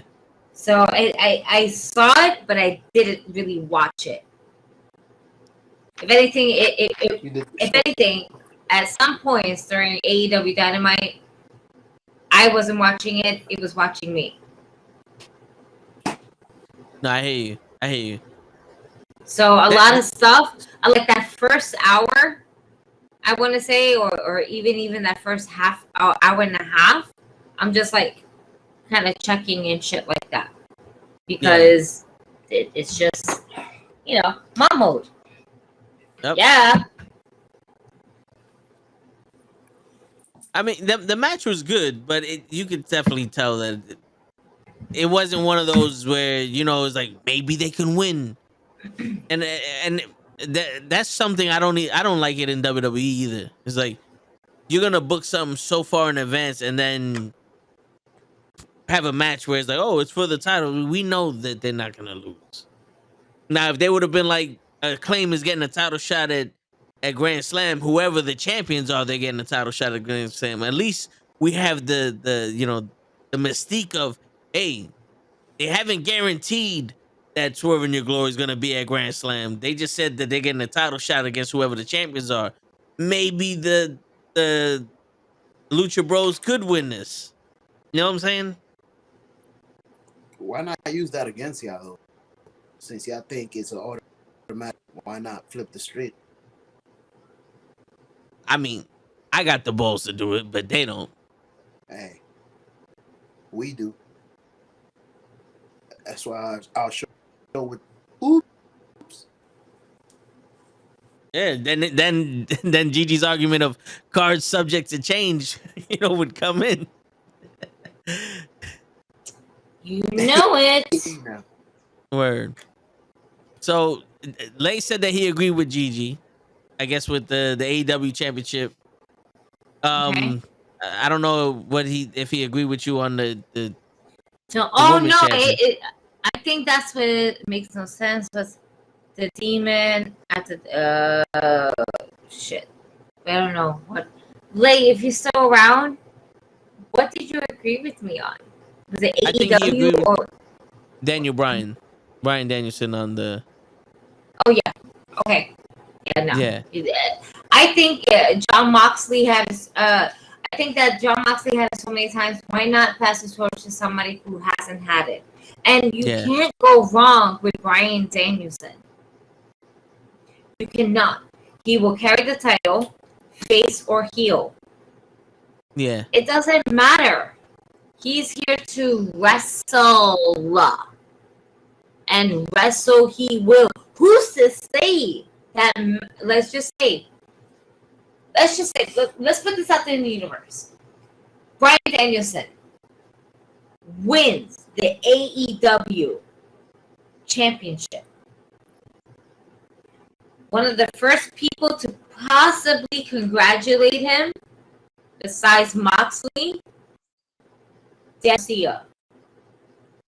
And now we have Daniel Garcia versus Daniel Bryan for the AEW championship. Now, I'm not just saying that once Danielson gets it, that he's going to drop the title instantly. It's never the case in scenario with AEW booking. And it shouldn't be. In all honesty, it really shouldn't be.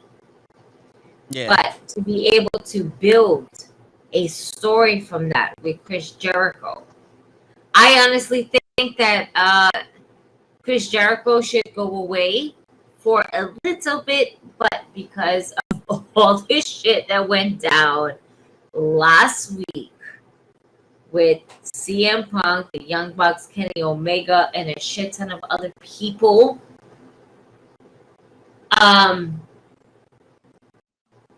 this is what the hand has been, the hand that has been dealt is the aftermath of the shit that went off.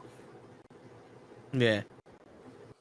Because Moxie's supposed to be on vacation too, so yeah, I mean, there's a lot of shit got fucked up there. A lot. Because it wasn't just Moxley, it was other wrestlers that were supposed to go away on vacay. Yeah. And it's not. See, now, does he hold it until CM Punk comes back, or does he hold it until we get a new star to take it from him? A new star. And that new star is MJF. Damn, I was just about to ask. Where's AJ? Where's He's who? hiding in the shadows, man. Unmasked.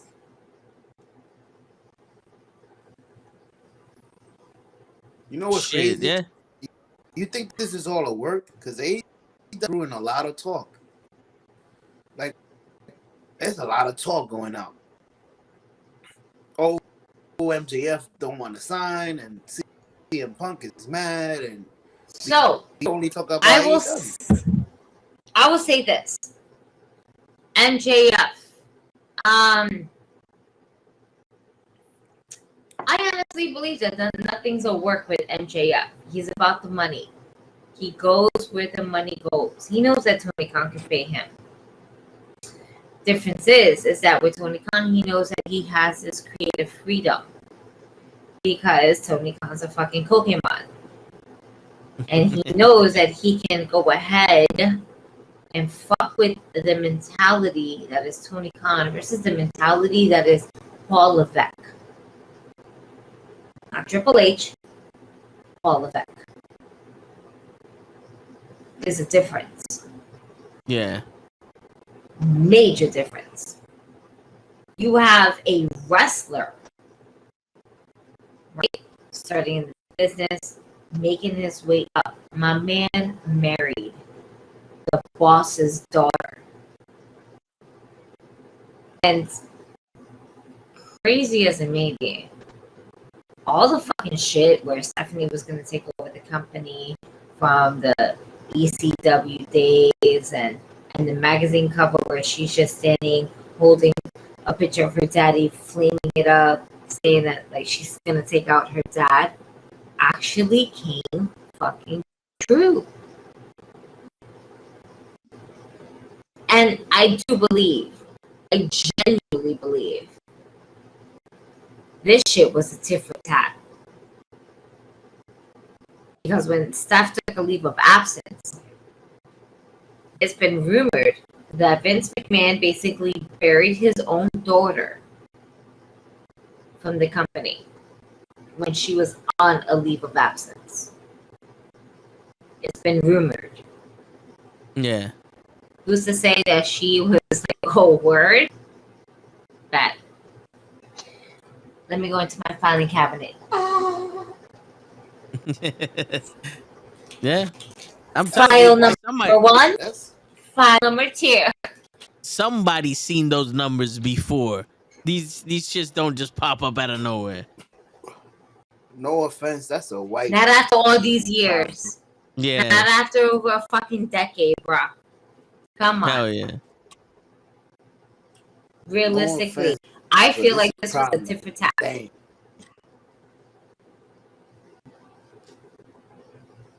You gonna snitch on your own father? That's a white problem. The father was stab me in snitching my on his back, own I'ma stab daughter. you. Yeah. That's what I'm The saying. father You was doing. stab her in they back. That's crazy. I'm thinking the opposite. I'm thinking about how much she's gonna walk all over me. She's gonna take the company because I got a daughter. I'm like, I'm gonna give it a company. You can have it. I'm not gonna front. This is mine. That first night when Stephanie McMahon came out after the whole shit, Vince McMahon stepping down, blah blah blah blah blah. Listen, I've seen way too many episodes of fucking Scandal to understand a scandal when I see a scandal. Miss Olivia Hope helped me along the way. Word. I'm just saying. I felt like I saw a whole fucking episode of that shit right there. No, deadass, yeah. But how I see it is so fucking true. When Steph was out there and she was like, "We love you, Dad. We miss you." I felt like that was such a booyah. Like, we love you, Dad, and we got you. I miss you, but I'm taking over. It's mine now, Daddy. motherfucker. I love you. Look at my eyes, Daddy. Welcome to Monday Night Raw. Ah! It was me, Austin. It was me. It was me all along, Daddy. It was me all along. You know who told him you was giving them the money from WWE? It was me. That. And that Shit, that but was a bit wild, but yeah. Yeah. So but on you that have. note, go ahead, Yeah, go ahead, Gigi, go ahead. Yeah. Sorry, I was just making sure I'm wrapping up everything that yeah. the show wanted. All right, so you said Bryan Danielson, Yes. the Acclaim. Yep. Women's champion, you said Britt Baker. You want Britt Baker? Yeah, Britt Baker. And what was the other match? D. It was at least one more match. Oh, Pac versus Orange Cassidy. Yes. Ooh, that's for the Mid Atlantic. That's gonna be. We're gonna watch that one. That's gonna be a good match. I want Orange Cassidy to finally get some shine. Like, I've seen him hold down the fort quietly. Well, obviously he doesn't talk much. Like, I really haven't seen him voice that he needs the tie hands or I'm just giving my space and I'll do what I need to do. People like that just being quiet. Like, do your job. It's your turn to hold the title. I don't know if y'all disagree, but I always like Orange Cassidy. His style, I like his gimmick. He appeals to the crowd. He's gonna be a huge star. He's a little small, but I like him. So Orange. So you say Orange Cassidy? I'm gonna go with Pac. I'm gonna go with the bastard. The bastard. Yeah, I think Pac also. Let's remember for the title, man. Yeah, remember Pac also didn't he like fight to keep one of the other titles he had for like 2 years? Well, Pac is a double champion now. Yeah. Think about it. He's a He's trios Tupac. champion. He's Tupac. He's a trios champion. He's Tupac without the do-rag. Word. Let's see, a trios champion, and the Mid Atlantic. Mid Atlantic. That's what it's called. Okay. Yeah, I say Pac. I think Pac is gonna win this shit. I want to see him do the fucking Red Arrow. I think those were all the matches set for Dynamite. Yeah, all the important ones. All the important ones, and I think that's the only thing that matters. Now come next week, we'll give our amazing review. Hopefully, Joe, I'll send you all the videos that we take and shit like that, and then because it is our own creative content, we can show it on here without any interruption. Word. On YouTube,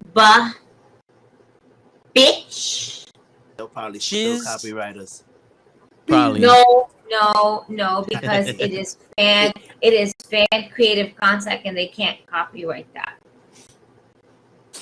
We thought free movies, and we got kicked off every night.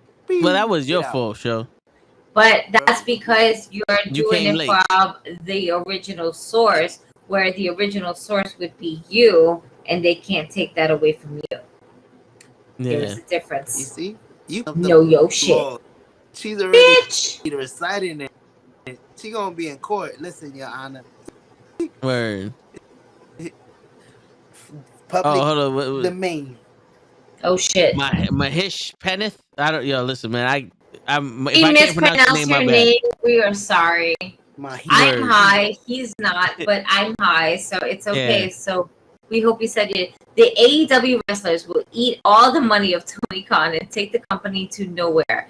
They will end up with, when Tony runs out of money, Tony still has time to save his money. The video game might do that to him. I don't know about the wrestlers. I don't waste. I don't think he ever gonna go broke. Nah, I think his pops will step in before the company starts hemorrhaging that much money off him. I But agree. yeah, Plus, right now, I think they have no. They've been the last week, yesterday they had the highest ratings they had in a long, I think, of the year. They're gonna get money as long as A- CBS and TNT don't fuck them over. I would say that, yeah. I think that Tony Khan needs to take control back of his company, because after that post scrum that they had, he lost all. Are you okay, Tel? word, you heard a ghost? You hearing some ghosts? No, You see the people? I don't know what happened, but an ad started playing on the my Twitch channel, so I just started hearing some woman singing, and I'm like, Oh, what the fuck? I'm And like, I'm the one that's what the smoking. This I fuck is saw is it going on amazing. here? damn That's why I'm people. looking. I'm like, yo, where is this fucking shit coming from? Yeah, it was just Who the fuck is- yeah. I'm like, what the fuck? Yo, you saw his face. He looked Yo, so he was put his like, shit out. Yeah, I Who was the like, fuck is listen, singing. listen. nah, your ad was like, hey, yo, listen. Word. I The was like, flame what is the here. fuck is going on here? I was that ass was like, yo, is somebody set an alarm? Like, yo, show what's going on in the background. We The already move. sang Celine Dion. Now you see why I keep. Yo, show's talking and all you hear is, how do I live without you? I want to know. Yo, I was hearing that and I was like, yo, I love this song, but why is this so fucking chopped up? Because of this connection. He's making me lose interest, man. Fuck this shit. And I logged off because of that, because I can't listen to that song. And it was like, how do I out you? Hey, man. Oh no. What? How do I ever survive? How do I leave Oh man, fucking Con without Air. What a movie. you? Yo, and on that note, it's your friendly neighborhood knuckleheads signing out. Peace, everybody. Bye, y'all.